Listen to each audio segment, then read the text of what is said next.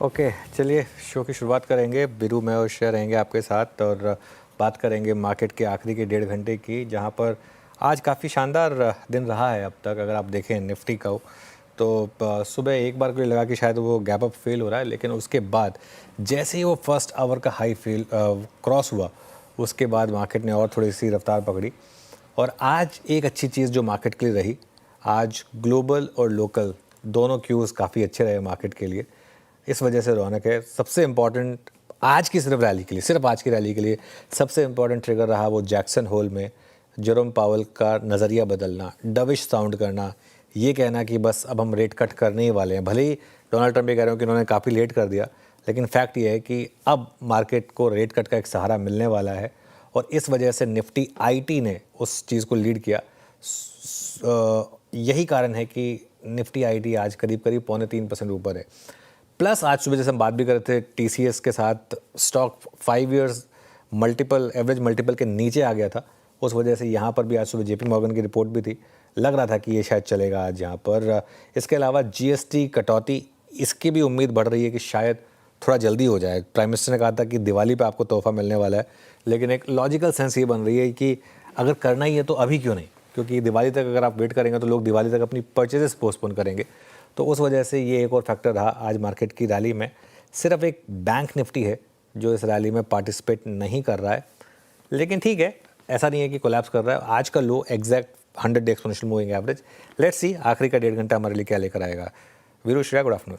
Good afternoon. बिल्कुल आखिर का गुड डेटा आफ्टरनून कैसा होगा वो देखेंगे हम, लेकिन निफ्टी एट डेज हाई शानदार रैली हमें देखने को मिल रही है। निचले स्रोत से अच्छी खासी रिकवरी, जैसा कि आपने मेंशन किया आईटी ने इसको लीड किया है। बैंक निफ्टी अभी भी सिर दर्द है, लेकिन ब्रॉडर मार्केट में अगर आप देखें तो बाइंग स्ट्रॉन्ग नजर आ रही है, इसलिए ब्रेथ भी मार्केट की आज काफ़ी अच्छी लगेगी।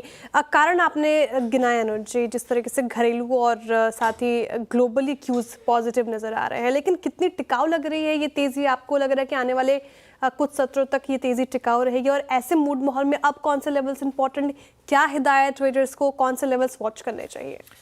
बिल्कुल, देखिए श्रेया, सबसे इम्पॉर्टेंट चीज़ है, अगर आप एकदम नियर टर्म के ट्रेडर हैं तो आज का लो 24,894, ये एक रीजनेबल स्टॉप लॉस होगा अब मार्केट के लिए। 20 डे एक्सपोनेंशियल मूविंग एवरेज अब मूव अप कर रहा है, तो आज टेक्निकली मार्केट ने एक गैप अप के बाद उसको टेस्ट किया और वहाँ से मार्केट ने बाउंस बैक दिया। शानदार टेक्सचर है मार्केट का। और अगर 25,050 से 25,150 का जो जोन है, अगर इसे आपने क्रॉस किया तो बड़ी रैली आएगी। लेकिन 25,050 से 25,150 में रेजिस्टेंस रहेगी। एक रिस्क रहेगा एफआईआई सेलिंग का, वो रिस्क हमारे पास हमेशा रहा है, लेकिन खास तौर से जिस तरीके से बैंक निफ्टी बिहेव कर रहा है वो यही बता रहा है आपको कि एफआईआईज अभी बहुत ज़्यादा बड़ी खरीदारी के मूड में नहीं है। वो इनफैक्ट यहाँ पर इस समय सेलिंग कर रहे हैं, और यही एक कारण है कि बैंक निफ्टी नहीं चल रहा है। अगर आप देखें बाकी के सारे इंडेक्स चल रहे हैं, बैंक निफ्टी के पास क्या रीज़न है नहीं चलने का? और अगर इकोनॉमी अच्छा करेगी तो बैंक निफ्टी क्यों नहीं अच्छा करेगा? लेकिन शायद वो एफआई की सेलिंग बहुत ज़्यादा है यहाँ पर, इस वजह से बैंक निफ्टी समहाउ नहीं चल रहा है।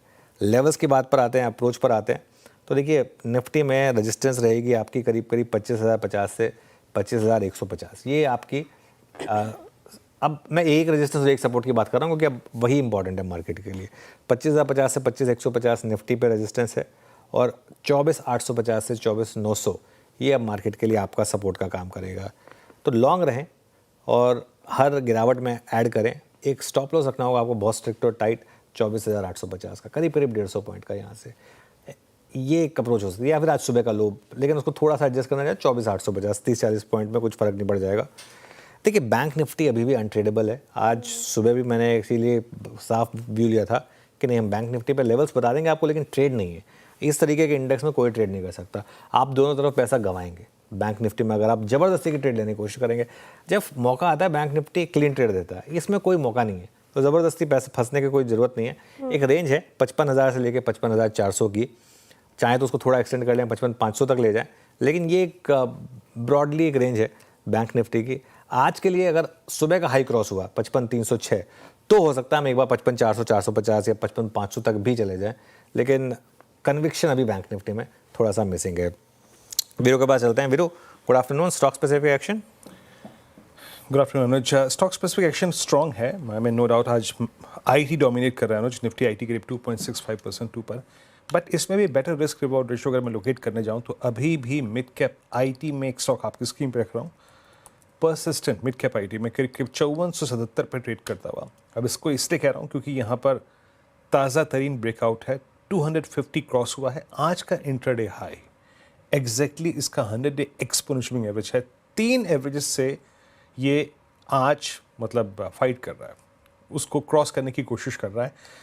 थ्रेशहोल्ड पॉइंट परसिस्टेंट का नया होगा करीब करीब 5510। प्राइस पैटर्न अच्छा है, एक राउंडिंग बॉटम का ब्रेकआउट और इंट्राडे हाई 100 डे में उसको मार्क करके रखिएगा 5507। एक तो ये हो गया क्योंकि मैं IT में बेटर रिस्क रिवॉर्ड रेशो ढूंढ रहा था एट 2, इसलिए मैंने इस पर मेंशन किया।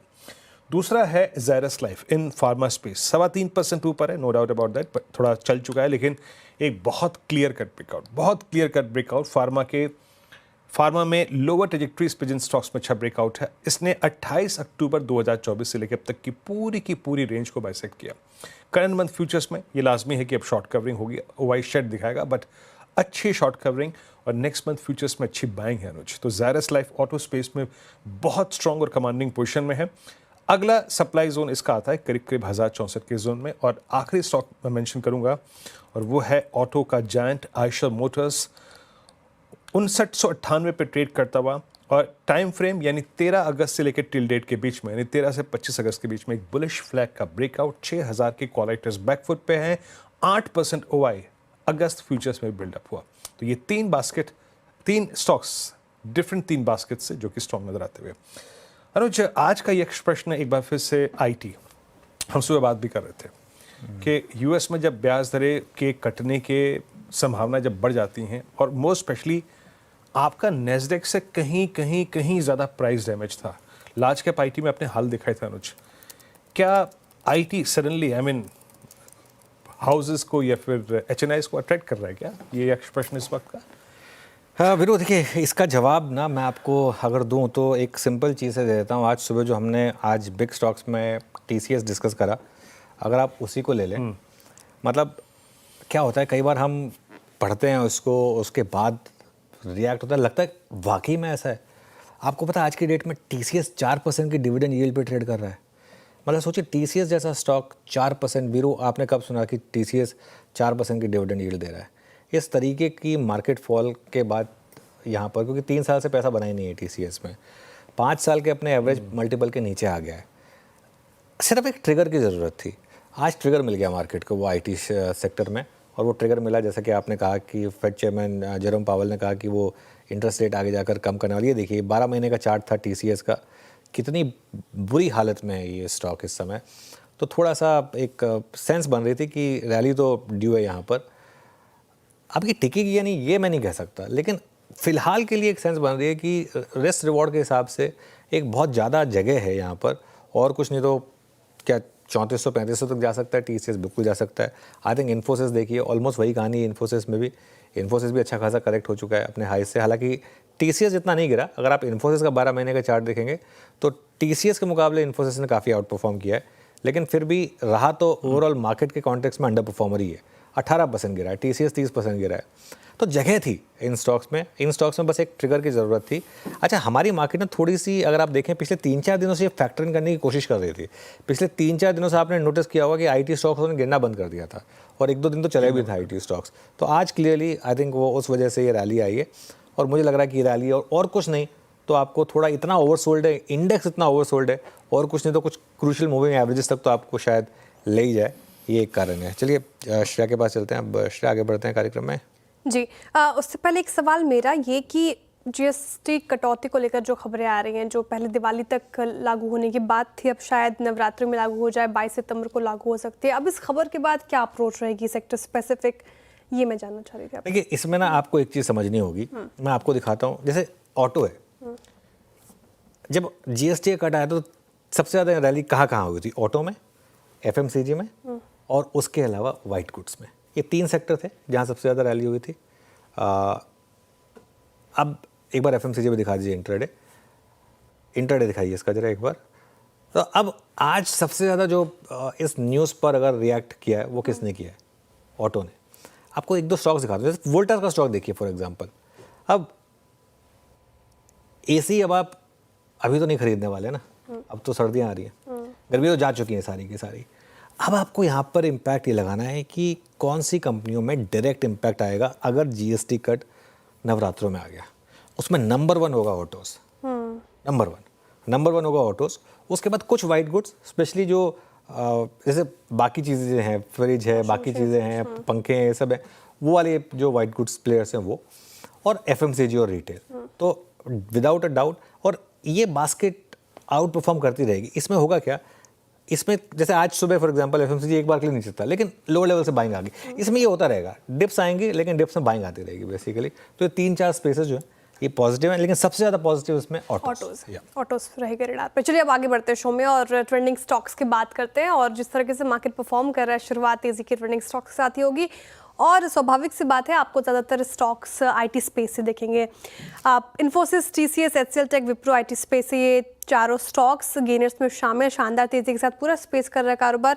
शो में आगे समझेंगे कि कारण क्या है इसके पीछे के, साथ ही ब्रोकरेजेस की रिपोर्ट क्या कह रही है। इसके अलावा देखिए वोडाफोन आइडिया चढ़ गया आज 7% की तेजी के साथ कर रहा है कारोबार। जुबलेंट फूड में आज खरीदारी लगभग 4.5%। जाइडस लाइव उछल गया, जो वीरेंद्र जी भी मेंशन भी कर रहे थे, 3.25% के करीब ये उछल कर रहा है कारोबार। जिंदल स्टेनलेस में भी आज खरीदारी हमें देखने को मिल रही है 3.5% से ज़्यादा। इसके अलावा अगर आप नज़र रखेंगे तो जिन स्टॉक्स पर डेंट पड़ा है उनमें चुनिंदा कुछ एफएमसीजी पैक से, कंज्यूमर ड्यूरेबल से आपको स्टॉक्स नज़र आएंगे। नेस्ले इंडिया 0.25%, एशियन पेंट्स 0.1%, और अपोलो हॉस्पिटल 1% के करीब गिर कर रहा है कारोबार। बीईएल में भी 0.5% करीब मुनाफा वसूली देखने को मिल रही है। इसके अलावा एंजल वन, जैसे कि हम लगातार बात कर रहे थे, वीकली ऑप्शन हटाने के बाद से एंजल वन और बीएससी जैसे स्टॉक्स पर थोड़ा डेंट पड़ता हुआ नजर आ रहा है।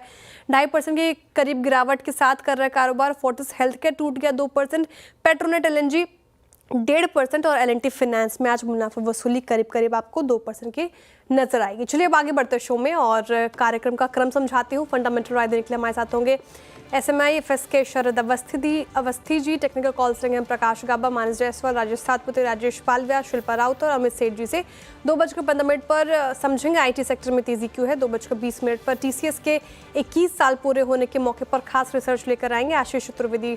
2:30 यतिन मुत्ता बताएंगे आपको चीन से जुड़े शेयर क्यों चल रहे हैं। 2:40 पर कंचन नौटियाल बताएंगे त्योहारों के चलते किन शेयरों में दिखेगा एक्शन। 2:45 पर फिर कंचन नौटियाल बताएंगे आपको कि आज पेपर शेयर्स क्यों दौड़ रहे हैं। 2:50 पर बिग मार्केट वॉइस में हमारे साथ जुड़ेंगे इन्वेस्टेड पीएमएस के पार्टनर और रिसर्च हेड अनिरुद्ध गर्ग जी। 3:05 पर यतिन जैसे डीलिंग रूम चेक। 3:10 पर अनुज से कल के लिए स्ट्रैटेजी। 3:15 पर बीटीएसटी एसटीबीटी कॉल्स। ओके, चलिए पैनल तैयार है हमारा, शो की शुरुआत करेंगे और कॉल्स की शुरुआत करेंगे। गुड आफ्टरनून शिल्पा जी, आपसे शुरुआत करता हूँ, बताइए क्या रहेगा आपका stock pick. Good afternoon everyone. मेरा स्टॉक पिक अभी के लिए रहेगा ब्लू स्टार पे। ब्लू स्टार में आज हमने प्रभुदास लीलाधर में एक पोजिशनल ट्रेड रेकमेंड किया है फॉर टारगेट्स ऑफ 2050 से लेकर 2100। मुझे लगता है यहाँ पे सेटअप अच्छा है। अगर आप देखेंगे तो रोल ओवर्स भी अच्छे हैं, comparatively higher in most of the stocks. और यहाँ पे अगर आप देखेंगे 1880 1900 जोन से एक अच्छा खासा फुट राइटिंग भी है। सो 1880 या स्टॉप लॉस, आप यहाँ पे लॉन्ग बने रह सकते हैं फॉर टारगेट्स ऑफ 2050 से लेकर 2100। ओके, ब्लू स्टार यहाँ पे करीब के बाद 1.4% की तेज़ी है, लेकिन शॉर्ट कवरिंग बहुत अच्छी है। 1922 पे ट्रेड करता हुआ। अमित जी, गुड आफ्टरनून, आपका ट्रेड। जी good afternoon Virendra ji, good afternoon Anuj ji and everybody on the panel. Virendra ji, इस समय मेरा ट्रेड रहेगा हिंडाल्को। हिंडाल्को अगर हम देखें तो 10 एमआ के आसपास 3-4 दिन से कंसोलिडेट कर रहा था, और आज हम यहाँ पे मूव देख रहे हैं। ओवरऑल स्ट्रक्चर यहाँ पे स्टॉक का पॉजिटिव है। Even in a bad market condition ये कंटिन्यूअसली 10 एमआ के ऊपर ट्रेड कर रहा था परसों के सत्र में। लगभग 715 का प्राइस है, 707 का स्टॉप लॉस रहेगा, और टारगेट्स हमारे रहेंगे 730 के। हिंडाल्को अमित जी के पिक डेज हाई पे कर रहा है कारोबार। यहाँ पे खरीदारी की राय उनकी तरफ से। गाबा सर, गुड आफ्टरनून, बताइए क्या पिक कर रहे हैं आप। Good afternoon to you. और स्टॉक का नाम है 361। अब ट्रेड कर रहा है 1098 के आसपास। 1090 का स्टॉप लगाना चाहिए 8 रुपए के करीब। लगता है ये 1100 का जोन पार कर लेगा। मैटर ऑफ टाइम 1020 पॉसिबल है। 361 ये फर्स्ट टारगेट रहेगा, 1020। 361 ये हो गई गाबा सर की पिक आज की ट्रेड्स में। अब चलते हैं मानस जी के पास। मानस जी, गुड आफ्टरनून, बताइए आपकी ट्रेड। गुड आफ्टरनून अनुज जी। तो देखिए जाइडस लाइफ में खरीदारी करनी है, क्योंकि इंट्राडे चार्ट पे 1000 और 1010 में जो रेजिस्टेंस था, स्टॉक ने उसको ब्रेक किया है। काफी बढ़िया वॉल्यूम देखने को मिले हैं। और अगर आप वीकली चार्ट पे देखेंगे तो वहां पर आपको इनवर्स रेंशनल पैटर्न का ब्रेकआउट दिखेगा। मेरे ख्याल से ये एक बढ़िया पिक हो सकता है। तो करंट लेवल्स पे जाइडस लाइफ में खरीदारी कर सकते हैं। 1004 का स्टॉप लॉस लगाएंगे और 1050 1050 के टारगेट सेट करेंगे। ये कैश लेवल्स है। चाहे तो 1020 का सितंबर मंथ का, नेक्स्ट मंथ का कॉल ऑप्शन ले सकते हैं। 36 रुपए पे ट्रेड हो रहा है। उसमें आपको 27 रुपए का स्टॉप लॉस लगाना है और 55 रुपए के टारगेट सेट करने हैं। Okay, Zydus life buy trade आपका। और अब चलते हैं राजेश सतपुते जी के पास। राजेश जी, गुड आफ्टरनून, आपका trade. Good afternoon Viren, good afternoon everyone. Viren देखिए, मेरी नजर आईजीएल के स्टॉक्स के ऊपर है। आईजीएल में एक बहुत ही क्लीन ब्रेकआउट मिला है, consolidation and breakout about 200 day में। सो 212 चल रहा है, तो ये लेवल अच्छा है। 212 के ऊपर ही बाय बनता है। स्टॉप लॉस होगा इसका 209 का। स्विंग का टारगेट होगा 220 से लेके 225 आईजीएल। आईजीएल ये हो गई राजेश जी की तरफ से ट्रेड। अब शरद अवस्थी जी के पास आ जाए एक फंडामेंटल पिक के लिए। शरद जी, गुड आफ्टरनून, बताइए आपका पसंदीदा स्टॉक। गुड आफ्टरनून जी। हमें लगता है कोल इंडिया एक डिसेंट बेट होनी चाहिए। इन लेवल्स पे डिविडेंड डील्स वगैरह रोबस्ट है 7% के आसपास। हालांकि थोड़ा बहुत डर है कि कोल बड़े तौर पे सब्स्टिट्यूट हो जाएगा, लेकिन अगले 10 साल तक हमें नहीं लगता कि बहुत बड़ा सब्स्टिट्यूशन कोल के लिए होगा। डोमिनेंट शेयर रहेगा फ्यूल मिक्स में। और ग्रोथ के हिसाब से जो कंपनी टारगेट कर रही है 8 से 10% जैसी ग्रोथ सालाना आना, 12-13% जैसी एनुअल ग्रोथ प्रोडक्शन में टारगेट कर रही है कंपनी। और प्लस डाइवर्सिफिकेशन भी कुछ नए प्रोडक्ट्स में कर रहे हैं। तो हमें लगता है अगले साल 1.5 साल में कंपनी आसानी से 60 रुपए के आसपास की अर्निंग्स डिक्लेयर कर देगी। 8-9 का मल्टीपल मिलना बहुत मुश्किल नहीं होना चाहिए। तो 480-500 रुपए के लक्ष्य के हिसाब से कोल इंडिया। ओके, कोल इंडिया 380-50 पे आपका बाय कॉल है। यहाँ पे पूरे के पूरे पैनल ने जो कॉल्स रखी मैं आपकी स्क्रीन पे एक बार फिर देता हूँ। अभी शरद जी ने कोल इंडिया को पिक किया। मानस जी का ट्रेड रहा, प्रकाश का बसर का ट्रेड रहा 361। मानस जी ने बाय किया ज़ायडस लाइफ को। राजेश सतपुते जी ने पिक किया आईजीएल को। और शिल्पा जी का ब्लू स्टार बाय कॉल है। और अमित सेठ जी ने आज मेटल्स में हिंडाल्को फ्यूचर्स बाय किया। ये कॉल्स पूरी हो गया। थोड़ी स्कैनिंग करते हैं, फिर कुछ सेक्टोरियल लिंक्स पे आएंगे और बातचीत करेंगे। सबसे स्ट्रॉन्ग मूव जनरेट करने वाले काउंटर्स में पिछले 2 महीने में एक स्टॉक रहा delivery. Look at delivery now 480 का मतलब क्या है? मतलब आप समझिए कि 17 अप्रैल को इसका भाव था 256 से 356, 356, 456 और 480 स्ट्राइक करता हुआ। सिंपली मींस कि ये अब अक्टूबर 2022 के बाद की सबसे हाईएस्ट ट्रैजेक्टरी को स्ट्राइक करता हुआ। शिल्पा जी, अभी अगर मैं सिर्फ बात अगस्त फ्यूचर्स की करूं तो थोड़ा बेमानी होगा, क्योंकि एक बड़े ब्रेकआउट की तरफ बढ़ रहा है। क्या थोड़ा सा काम सितंबर में करना चाहिए डिलीवरी का? कोई कॉल डिलीवरी की आउट ऑफ मनी सितंबर की, या फिर फ्यूचर्स आपका टेक डिलीवरी पर? जी बिल्कुल वीरेंद्र जी, हम पिछले 1 हफ्ते से बात कर रहे हैं कि डिलीवरी में एक बहुत बड़ा रेंज ब्रेकआउट अटेम्प्ट हुआ है और ये सस्टेन अभी होना चाहिए। तो यहाँ पे अगर आप देखेंगे 520, 540 इसके इमीडिएट टारगेट्स हैं। तो ऑफ कोर्स सितंबर के सीरीज में अगर हमको ध्यान देना है तो डिलीवरी 500 का कॉल ऑप्शन जो रफली 10 रुपए में ट्रेड कर रहा है, इसमें पार्टिसिपेट कर सकते हैं। स्टॉप लॉस थोड़ा डीप रखिए यहाँ पे 3 रुपए का। यहाँ पे अगर व्यू सही जाता है ये तो प्रीमियम आपको टुवर्ड्स 25 से लेके 30 भी मूव करते हुए मिल सकता है। मतलब आपको 3 टाइम्स भी इसमें आपको गेन मिल सकता है। डिलीवरी एज अ स्टॉक थोड़ा हाई बीटा भी रहता है और जब चलता है एक ब्रेकआउट के बाद तो हमने देखा है 50, 60, 70, 80 पॉइंट्स का भी अगर आप देखेंगे तो rally it's not a very big thing. Okay, चलिए, तो ये बात हो गई डिलीवरी की। अब एक काम करते हैं, बात करते हैं आज के सेक्टर ऑफ द डे यानी कि आईटी की। क्या शानदार तूफानी तेज़ी है यहाँ पर, पूरा sector he hero of the day. क्या है तेज़ी के ट्रिगर्स, श्रेया समझते हैं। श्रेया बताइए।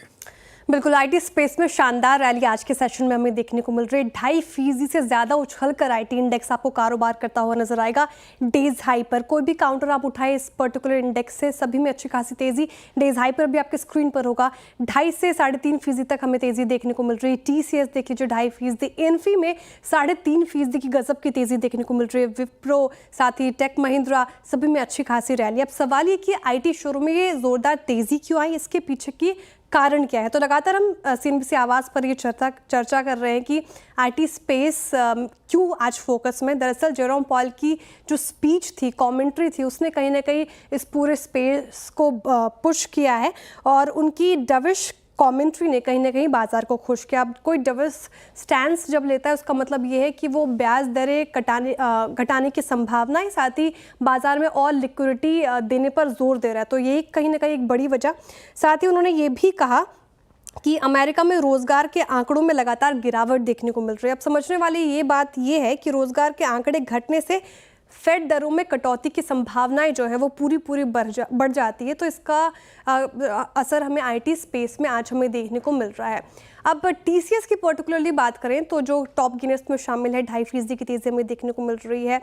इस पर एक ब्रोकरेजेस की रिपोर्ट भी आई थी, काफ़ी बुलिश रिपोर्ट जेपी मॉर्गन ने आपके सामने रखी थी, और वो ओवरवेट है इस पर्टिकुलर काउंटर को लेकर। टारगेट प्राइस भी अच्छा खासा बढ़ा दिया है, 3,800 रुपये प्रति शेयर का टारगेट प्राइस, यानी कि जिस प्राइस पर अभी ये ट्रेड कर रहे हैं उससे 19% का अपसाइड पोटेंशियल नज़र आ रहा है।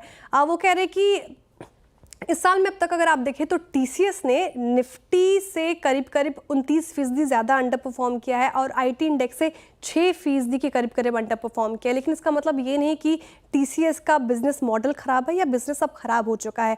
फिनेंशियल ईयर 26 के सेकेंड हाफ से उनको ग्रोथ की उम्मीद नज़र आ रही है। साथ ही इसीलिए उन्होंने, अगर आप बात करें तो अनुमान भी बढ़ाया ईपीएस का। पहले वो कह रहे हैं कि फिनेंशियल ईयर 26-27 में 0 से 5% के बीच कांस्टेंट करेंसी रेवेन्यू की ग्रोथ दिख रही है साल दर साल। साथ ही 26-27 में मार्जिन में भी 55 से 57 बेसिस पॉइंट की बढ़ोतरी की संभावनाएं नजर आ रही है।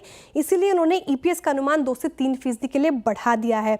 बिजनेस सेंटिमेंट सुधरने की वजह से टीसीएस में ये रिपोर्ट आई है। साथ ही वैल्यूएशन के लिहाज से भी काफ़ी अट्रैक्टिव लग रहा है ये पर्टिकुलर काउंटर, इसलिए टीसीएस पे बुलिश और पूरा सेक्टर आज फोकस में।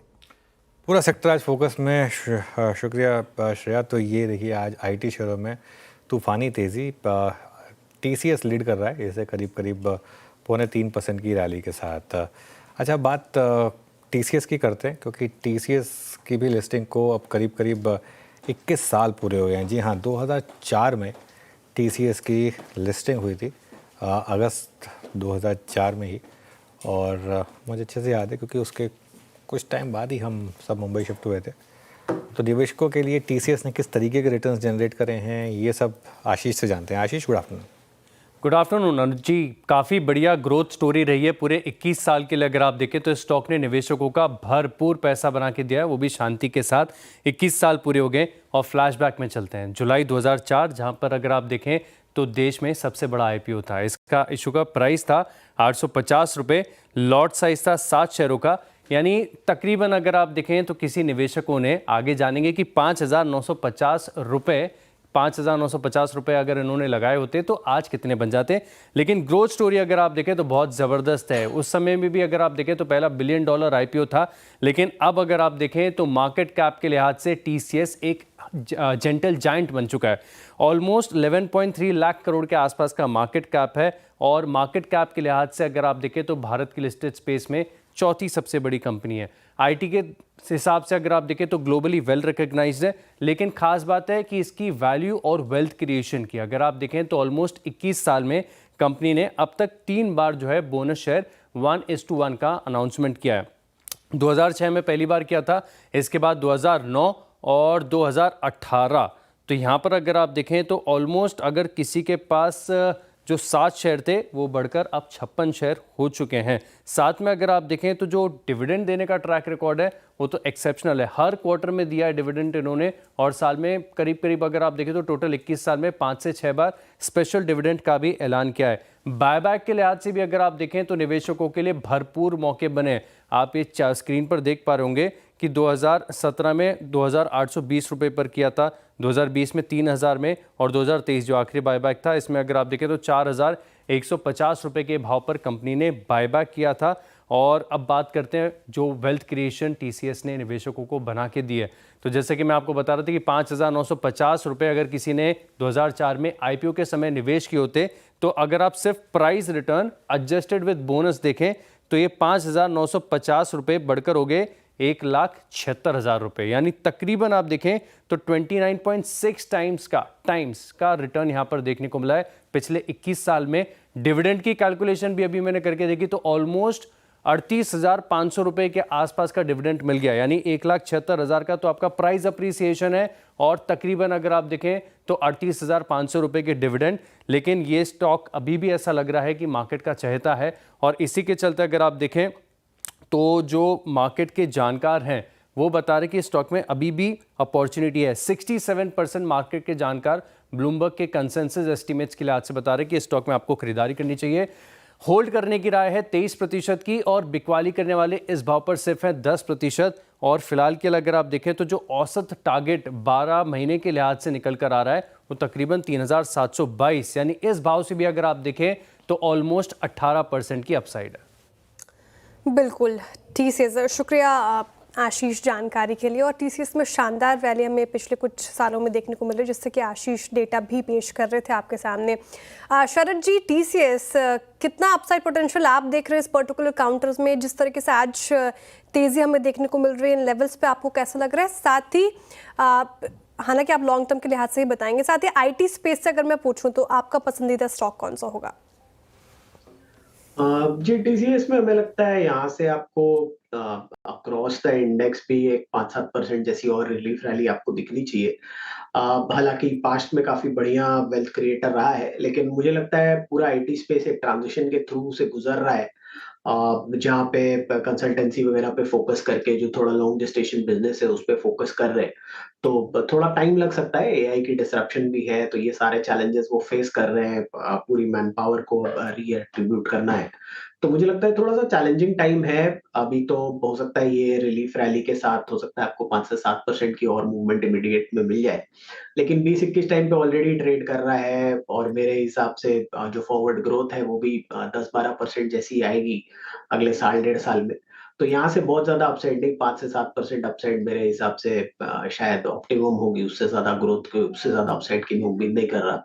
बट कंपैरेटिवली साइंट जैसी स्टोरीज मुझे लगता है वहाँ वैल्यूएशन ज्यादा कंफर्टेबल है। बड़े नामों में, विप्रो में मैं ज्यादा कंफर्टेबल हूँ, और जहाँ थोड़ा टर्न अराउंड जैसा प्ले आउट कर सकता है, कुछ और इम्प्रूवमेंट्स आ सकती हैं, तो मुझे लगता है एलटीआईएम और टेक महिंद्रा ये दो हैं जहाँ पे और इम्प्रूवमेंट्स आ सकती है। लेकिन वैल्यूएशन कंफर्ट के हिसाब से मुझे लगता है विप्रो और साइंट प्रेफर्ड चॉइसेस रहेगी मेरी। ओके, वैल्यूएशन फ्रंट पे विप्रो और साइंट आपकी mid cap IT preferred choice होगी। आपने 21 साल के टीसीएस के सफ़र को देखा। नाम हालांकि टीसीएस टाटा कंसल्टेंसी सर्विसेज है, लेकिन अगर इस 21 साल के सफ़र को अगर आप सुनने के बाद थोड़े प्रभावित हुए तो आप ये भी कह सकते हैं टोटल कस्टमर सेटिस्फेक्शन, पूरा का पूरा सेटिस्फेक्शन आपको मिला है। हाँ, बीते 6 महीने अगर आप देखें थोड़े से ट्रबलसम थे, बट यस 21 साल का शानदार सफ़र।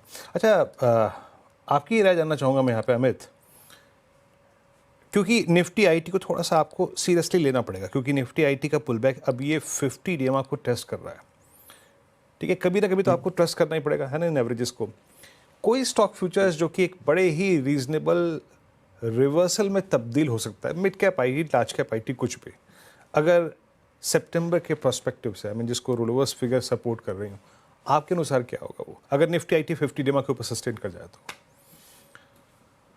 वीरेंद्र जी, मुझे आपने ठीक कहा कि कहीं ना कहीं तो कभी कोई रिवर्सल आएगा। निफ्टी आईटी 50 डेमा को क्रॉस कर रहा है, 2 दिन पहले 20 डेमा क्रॉस किया था, 2 दिन का एक हॉल्ट किया और आज फिर एक मूव देख रहे हैं।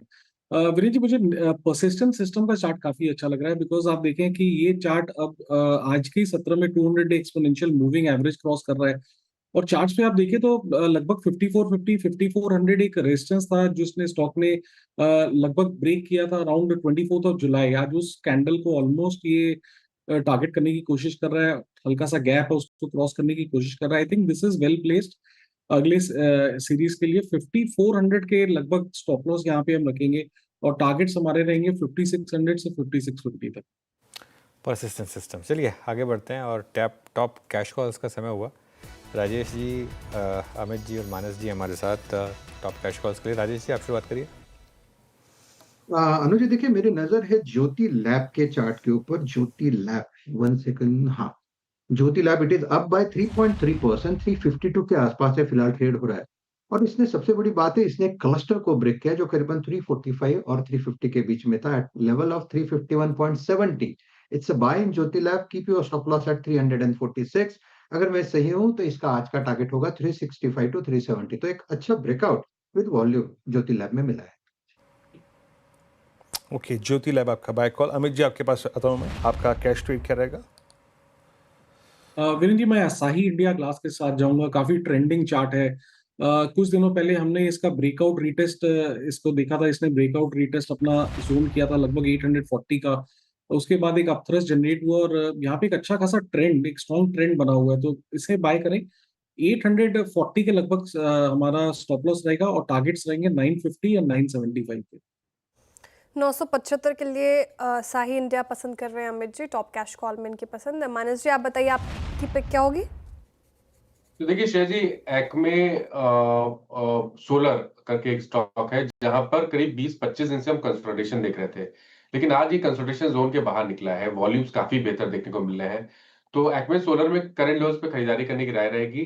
294 का स्टॉप लॉस लगाएंगे और 325 ₹325 की टारगेट सेट करेंगे। ओके, चलिए अब काम करते हैं, आगे बढ़ते हैं और बात करते हैं कुछ और टॉपिक्स पर।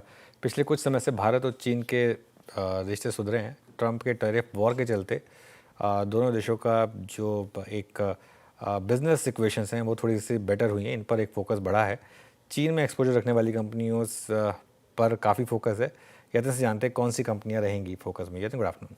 Good afternoon. और गलवान घाटी की जो क्लैशेस हुई थी उसके बाद भारत और चीन के रिलेशंस ने नया लो एस्टैब्लिश किया था, लेकिन पिछले कुछ दिनों में काफ़ी अच्छी डिप्लोमेटिक बैक चैनल्स के द्वारा काम किया गया है। इनफैक्ट अगर आप देखें तो अगस्त 29 से आपको दिखेंगे कि प्रधानमंत्री चीन और जापान के 4 दिन के दौरे पे हैं, जहां वो चाइना में काफ़ी सारे इकोनॉमिक टाइज़ को और दूसरे देशों के साथ एक बैठक करेंगे। तो कहीं ना कहीं फोकस है चाइना के साथ रिश्ते सुधारने में। जो अप्रूवल्स थे, अगर हम कंपनियों के देखें तो काफ़ी समय से फाइलें अटकी हुई थी, लेकिन देखते हैं कौन से कंपनियां बेनिफिट करेंगी भारत और चाइना के इंप्रूविंग रिलेशंस के हिसाब से। सबसे पहले ऑब्वियसली टाटा मोटर्स आता है, जिनका JLR का जो जॉइंट वेंचर है शेरी मोटर्स के साथ, यहाँ से 30% कंसोलिडेटेड वॉल्यूम आता है। लगभग 1/3 सेल्स जो है चाइना से आती हैं। तो कहीं ना कहीं इसका फ़ायदा टाटा मोटर्स को होगा और शायद इसीलिए स्टॉक में भी आप 2-3% का मूव देख रहे हैं। इसके अलावा ऑब्वियसली डिक्सन टेक्नोलॉजी सबसे बड़ी भारत की जो EMS कंपनी है। अगर हम बात करें तो चाइना के साथ इन्होंने 2 जॉइंट वेंचर एस्टैब्लिश करने के अप्रूवल्स डाले, जिसमें से एक तो अप्रूव हो गया, जो लॉन्ग चेयर के साथ स्मार्टफोन और इलेक्ट्रॉनिक मैन्युफैक्चरिंग का JV था 7426 का, उसको अप्रूवल मिला। लेकिन अब बात ये चल रही है HKC ओवरसीज़ और यूहाई के साथ जो हाई प्रिसिशन मोबाइल स्क्रीन्स बनाने के लिए और दूसरे कंपोनेंट्स बनाने का जो बैकवर्ड इंटीग्रेशन का प्लान है, इस डील को भी बहुत जल्द अप्रूवल मिल सकता है, क्योंकि रिलेशनशिप्स इंप्रूव हो रही हैं और फाइलें मूव हो रही हैं। इसके अलावा अगर हम EMS पैक में से देखें तो एयर कंडीशनिंग मैन्युफैक्चर में 2 कंपनियों पे फोकस रहेगा। सबसे पहले PGEL और E-पैक, दोनों ही कंपनियां जो हैं कंप्रेसर्स के लिए चाइनीज़ पार्टनर्स के साथ जॉइंट वेंचर करना चाहती हैं। इनफैक्ट E-पैक की बात करें तो कंप्रेसर्स के अलावा जो हाइसेंस करके एक बड़ा ब्रांड है चाइना का, उसके साथ मिलकर एक जॉइंट वेंचर के अंदर वो वाइट गुड्स मैन्युफैक्चरिंग की योजना उनकी है, जिसके अंदर TV, AC, फ्रिज वगैरह बहुत सारे कंपोनेंट्स वो मैन्युफैक्चर करेंगे, वाइट गुड्स मैन्युफैक्चर करेंगे। तो ये दोनों स्टॉक्स में भी अच्छी खासी एक्टिविटी देखने को मिल रही है। इसके अलावा ओलेक्ट्रा, BYD की जो बसेज हैं उसका जो बैटरी पैक है वो ओलेक्ट्रा अभी करंटली यूज़ करता है। इनकी योजना थी तेलंगाना में कुछ सालों पहले BYD के साथ एक बैटरी मैन्युफैक्चरिंग यूनिट खोला जाए, एक कंपोनेंट मैन्युफैक्चरिंग यूनिट खोला जाए। उसको कहीं ना कहीं अब तीव्रता मिल सकती है और शायद इसीलिए आज ये स्टॉक 6-7% की तेज़ी के साथ आपको ट्रेड करता हुआ नज़र पड़ रहा है। और अगर हम केमिकल शेयर्स में देखें तो UPL, शारदा क्रॉपकेम, इनके बहुत सारे रॉ मटेरियल्स और प्रोडक्ट्स जो हैं चाइना से बन के आते हैं। तो कहीं ना कहीं ये जो ईज़ ऑफ डूइंग बिजनेस है, पिछले दिनों देखा फर्टिलाइज़र में भी जो है इंपोर्ट पे राहत मिल रही थी भारतीय कंपनियों को और रॉ मटेरियल्स पे भी राहत मिल रही थी। तो क्रॉपकेम सेगमेंट में UPL और शारदा क्रॉपकेम, ये दोनों स्टॉक्स फोकस में रहेंगे। और आखिर में किंगफा, ये एक चाइनीज़ पेरेंटेज वाली कंपनी है जिसके अंदर पिछले ही हफ्ते काफ़ी सारे investors including SBI mutual fund ने 500 करोड़ रुपए का फंड रेज किया था।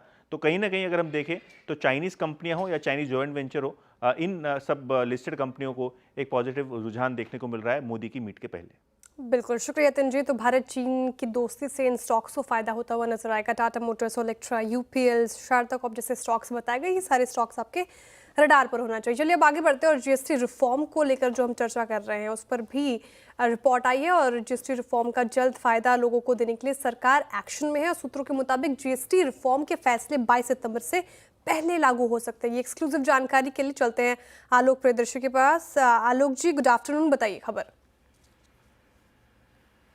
बिल्कुल, देखिए जो जीएसटी को लेकर सरकार रिफॉर्म का एजेंडा लेकर आई थी, जिसको लेकर ग्रुप ऑफ मिनिस्टर्स ने अपनी सहमति जता दी है। अब 3 और 4 सितंबर को जो जीएसटी काउंसिल की बैठक होने वाली है, जो हमारे सूत्र बता रहे हैं कि वित्त मंत्रालय इन सभी फैसलों को 22 सितंबर तक लागू करने की योजना बना रहा है। यानी जितने भी फैसले होंगे जो कि आम कंज्यूमर से जुड़े हुए होंगे, जिसमें लोगों को राहत मिलने वाली होगी, यानी कि मोस्टली जो 2 स्लैब वाली का प्रपोजल है, और साथ ही साथ बहुत सारे आइटम्स पे जीएसटी कटौती हुई, क्योंकि जो 28% और 12% का स्लैब खत्म हो रहा है, लिहाजा 5% और 18% में जितने भी आइटम्स कम होकर आएंगे, उन तमाम फैसलों को लागू करने की जो डेडलाइन होगी वो 22 सितंबर से पहले होगी। 22 सितंबर तक इन तमाम बड़े फैसलों को आप इंप्लीमेंट होता हुआ देख सकते हैं। तो सरकार की ये योजना है। लेकिन मैं बता दूं कि जो जीएसटी काउंसिल की बैठक होती है, उसमें केंद्र के साथ साथ राज्यों के भी तमाम वित्त मंत्री उसके मेंबर्स होते हैं, और इस पर सबकी सहमति बनना बहुत जरूरी होता है। तो चाहे वो इंप्लीमेंटेशन की डेट हो, चाहे कोई भी फैसला हो, सभी की वहां सहमति से होता है। हालांकि कोशिश यही की जा रही थी, जैसे कि ग्रुप ऑफ मिनिस्टर्स में भी ये कोशिश की गई और वहां पर सबको सफलता हाथ लगी है, और सबने ग्रुप ऑफ मिनिस्टर्स में सभी ने एक सुर से कहा कि ये जो जनता से जुड़े हुए फैसले हैं उनको तत्काल लागू किया जाना चाहिए। इसलिए उन्होंने ग्रुप ऑफ मिनिस्टर्स में उसको गो अहेड दिया और प्रपोजल को जीएसटी काउंसिल में भेजा। लिहाजा अब जीएसटी काउंसिल की जैसे ही बैठक होगी और फैसले आएंगे, उसको इम्प्लीमेंट करने का सिलसिला शुरू हो जाएगा, और ये तमाम जितने बड़े फैसले हैं उनको 22 सितंबर तक लागू कर दिया जाएगा, जो हमारे सूत्र बता रहे हैं।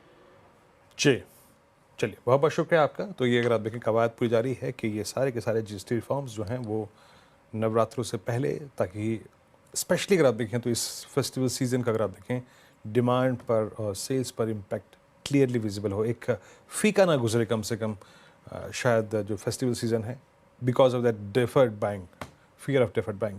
खैर, एक्सिस बैंक के एक्सिस सिक्योरिटी से हमारे साथ राजेश पाल जी जुड़ चुके हैं। राजेश जी, गुड आफ्टरनून, कार्यक्रम में स्वागत है आपका। राजेश जी, आपका ट्रेड इस वक्त का? Good afternoon Virendra ji, good afternoon everyone. सो यहाँ पे स्टॉक पसंद आ रहा है मेटल स्पेस से, और उसमें हिंडाल्को यहाँ पे हमें बुलिश लग रहा है। जिस तरीके से स्टॉक में एक मल्टीपल सप्लाई जोन का ब्रेकआउट यहाँ पे डेली वीकली टाइम फ्रेम पे बनते हुए दिखा है, हमें लगता है हिंडाल्को का ये मोमेंटम फर्दर एक्सटेंड होते हुए दिखेगा। फ्यूचर्स में अपसाइड के टारगेट इसमें करीब 730 735 की तरफ आते हुए दिख सकते हैं। डाउन साइड में स्टॉप लॉस रखना होगा करीब 709 रुपए के आसपास। ओके, इस बीच ये आपका ट्रेड हो गया। जरा बैंक निफ्टी लेके आइए। जब हम बात ही कर रहे थे अनुज, लुक एट बैंक निफ्टी, फिर मतलब 130 पॉइंट लग गया, प्रेशर आ रहा है। जरा एक बार टिक बाय टिक चार्ट लेके आइएगा। एचडीएफसी बैंक 1962, ये डेढ़ ऊपर वही है, हमें अनुज ढाके चार बात है ना। वही है वीरू, दिक्कत सारे यही है upside सारी को की सारी, restrict कर रहा है। दिक्कत यही है बैंक निफ्टी की सारी की रैली टिक नहीं रही है यहाँ पर। और जैसा आपने बोला, क्योंकि एक सिंपल एक अरिथमेटिक लग रहा है कि जैसी मार्केट में रैली आती है, एफआईआई आ जाते हैं बेचने के लिए, तो थोड़ा सा इसीलिए ये इवन जो 25,050 से 25,150 का जोन है निफ्टी पर, ये भी थोड़ा सा मुझे लग रहा है कि टफ होगा इसको निकालना, इतना आसान नहीं होगा। निफ्टी भी देखिए एकदम से, एक्चुअली अगर आप देखें तो हाई से 70-80 पॉइंट नीचे फिसला एकदम से बैंक निफ्टी की वजह से। जी, 70-80 पॉइंट निफ्टी ड्रैग हुआ है, और बैंक निफ्टी 55,127 पर। हम ये पूरा का पूरा जो आज का सेशन है ना, हम इसी फियर में बिता गए कि कहीं बैंक निफ्टी वो अपना 100 डे माना तोड़ दे, 100 डे माना तोड़ दे, 100 डे माना तोड़ दे। और एक बार रखिएगा डायरेक्टर साहब, निफ्टी पीएसयू बैंक इंडेक्स अमूमन होता क्या था कि एक डाइवर्जेंस क्रिएट करता था निफ्टी पीएसयू बैंक इंडेक्स। मतलब डाइवर्जेंस कब? किसी क्रिटिकल लेवल पे, कि भाई जब 50 डे वहाँ पे निफ्टी बैंक होता था, हम उस कोलैप्स को रोकने के लिए निफ्टी पीएसयू बैंक इंडेक्स चल पड़ता था, पीएसयू बैंक से महंगी आती थी। लेकिन इस बीच अगर आप निफ्टी पीएसयू बैंक को देखें, 6992, इवन ये अपने 20 डे मार्क नीचे स्लिप कर रहा है। राजेश पाल जी, अभी क्योंकि आप फ्रेश नज़रिए लेके जुड़े हैं, बैंकों में क्या अप्रोच रखी है आपने, स्पेशली जो फ्रंट लाइन 4-5 बैंक हैं, एक्सिस बैंक, ये SBI, HDFC bank, Kotak, ICICI, अभी व्यू क्या आपका इस पर? तो वीरेंद्र जी देखिए, बैंक निफ्टी में तो जरूर एक वीकनेस अभी भी बनी हुई है, और 55,500 का लेवल जिस तरीके से बैंक निफ्टी रिगेन करने में कामयाब नहीं हो रहा है, मल्टीपल अटेम्प्ट देखे हमने। और सारी large cap private bank as well as PSU bank की भी बात करें तो वहाँ पे अभी भी दबाव बना हुआ है। एचडीएफसी बैंक ने आज अपने इंपॉर्टेंट मूविंग एवरेज के नीचे ट्रेड करते हुए देखने को मिल रहा है। वहीं अगर हम देखें तो एसबीआई ने भी अटेम्प्ट जरूर लिया था आज एक रिकवरी का, लेकिन हायर साइड पे 825 830 जो कि इसके लिए एक रेजिस्टेंस है उसको भी क्रॉस करने में कामयाब नहीं हुआ है। तो हमें लगता है अभी थोड़ा यहाँ पे sideways to negative trade setup है बैंकिंग स्टॉक्स में। आईसीआईसीआई बैंक भी अपने लोअर बैंड की तरफ ही ट्रेड करते हुए देखने को मिल रहा है। तो सारे ही PSU bank as well as private bank में अभी भी ब्रेकआउट यहाँ पे नहीं बने, तो हमें लगता है थोड़ा अभी और दिक्कत रहेगी यहाँ पे एक अपमूव के लिए। 5500 अगर बैंक निफ्टी का लेवल बात करें तो 5500 हमें इंपॉर्टेंट लगता है। आईसीआईसीआई बैंक में 1450, एसबीआई में 830, ये लेवल जहाँ पे जब तक क्रॉस नहीं होंगे हमें लगता है ये एक हायर साइड पे सप्लाई प्रेशर यहाँ पे कंटिन्यूस बना हुआ रहेगा। ओके, चलिए अब आगे बढ़ते हैं। धमाकेदार ऑप्शंस का समय हुआ। हमारे पास इन ट्रेड्स के लिए शिल्पा जी हैं, मानस जी और राजेश पालवे जी। शिल्पा जी, आपसे बात करिए। जी बिल्कुल अनु जी, यहाँ पे टाटा केमिकल पे थोड़ा ध्यान है। अच्छा लग रहा है यहाँ पे, थोड़ा 930 पे अच्छा खासा सपोर्ट है, और अगर ये होल्ड करता है तो 980 से लेके 1000 इसके आपको नेक्स्ट टारगेट्स आते हुए मिलेंगे। तो 980 का कॉल ऑप्शन नेक्स्ट सीरीज के लिए, सितंबर सीरीज के लिए, जो रफली 18 रुपए 50 पैसे में ट्रेड कर रहा है, आप इसमें पार्टिसिपेट कीजिए। स्टॉप लॉस आप 10 रुपए का रखिए। पहला टारगेट जो रहेगा वो रहेगा टुवर्ड्स 26 हाफ का, और इसके ऊपर सस्टेन होता है तो नेक्स्ट टारगेट 32 के हैं। टाटा केमिकल धमाकेदार ऑप्शन के लिए शिल्पा जी के पिक, आपको 980 वाले कॉल ऑप्शन में पार्टिसिपेट करना है। मानस जी, आप बताइए आपने क्या पिक किया धमाकेदार ऑप्शन के लिए? तो देखिए एक्साइड पे ध्यान है। एक्साइड 2 दिनों में करेक्ट हुआ था, 200 मूविंग एवरेज पे सपोर्ट लेके वी शेप रिकवरी देखने को मिली है। प्राइस में एक फ्रेश ब्रेकआउट देखने को मिला है। तो एक्साइड इंडस्ट्रीज का सितंबर मंथ का 400 वाला कॉल ऑप्शन ले सकते हैं। 16 रुपए पे ट्रेड हो रहा है। इसमें आपको 12 रुपए का स्टॉप लॉस लगाना है और 25 रुपए के टारगेट सेट करना है।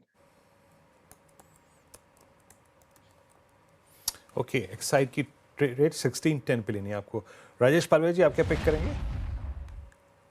वीरेंद्र जी, जाइडस लाइफ यहाँ पे पसंद आ रहा है। फ्रेश ब्रेकआउट यहाँ पे बनते हुए दिखा है। 1020 की कॉल ऑप्शन बाई की जा सकती है। 14 रुपए 50 पैसे 60 पैसे के आसपास ट्रेड कर रहा है। हमें लगता है जाइडस लाइफ का ये मूव 1050 की तरफ बढ़ते हुए दिख सकता है। तो इस कॉल ऑप्शन के जो टारगेट बन सकते हैं वो होना चाहिए करीब 26 से 28 रुपीज की तरफ। डाउन साइड में स्टॉप लॉस होगा करीब 8 रुपए के आसपास। ओके, फिलहाल ये जाइडस लाइफ आज पिक में काफ़ी बार पिक हुआ और अच्छी खासी तेज़ी के साथ आपको कारोबार करता हुआ नजर आएगा डेज हाई पर। तो ये सारे धमाकेदार ऑप्शंस ट्रेड आपके स्क्रीन पर एक बार रख देते हैं। राजेश, शिल्पा जी ने माफ़ कीजिएगा, पिक किया टाटा केमिकल आपके स्क्रीन पर। इस वक्त आपको 980 का कॉल ऑप्शन लेना है। 26 और साथ ही 32 तक के टारगेट एक्सपेक्टेड है। स्टॉप लॉस 10 का मेंटेन करना है। साथ ही मानस जी ने एक साइड पिक किया, यहाँ पर खरीदारी की राय उनकी तरफ से।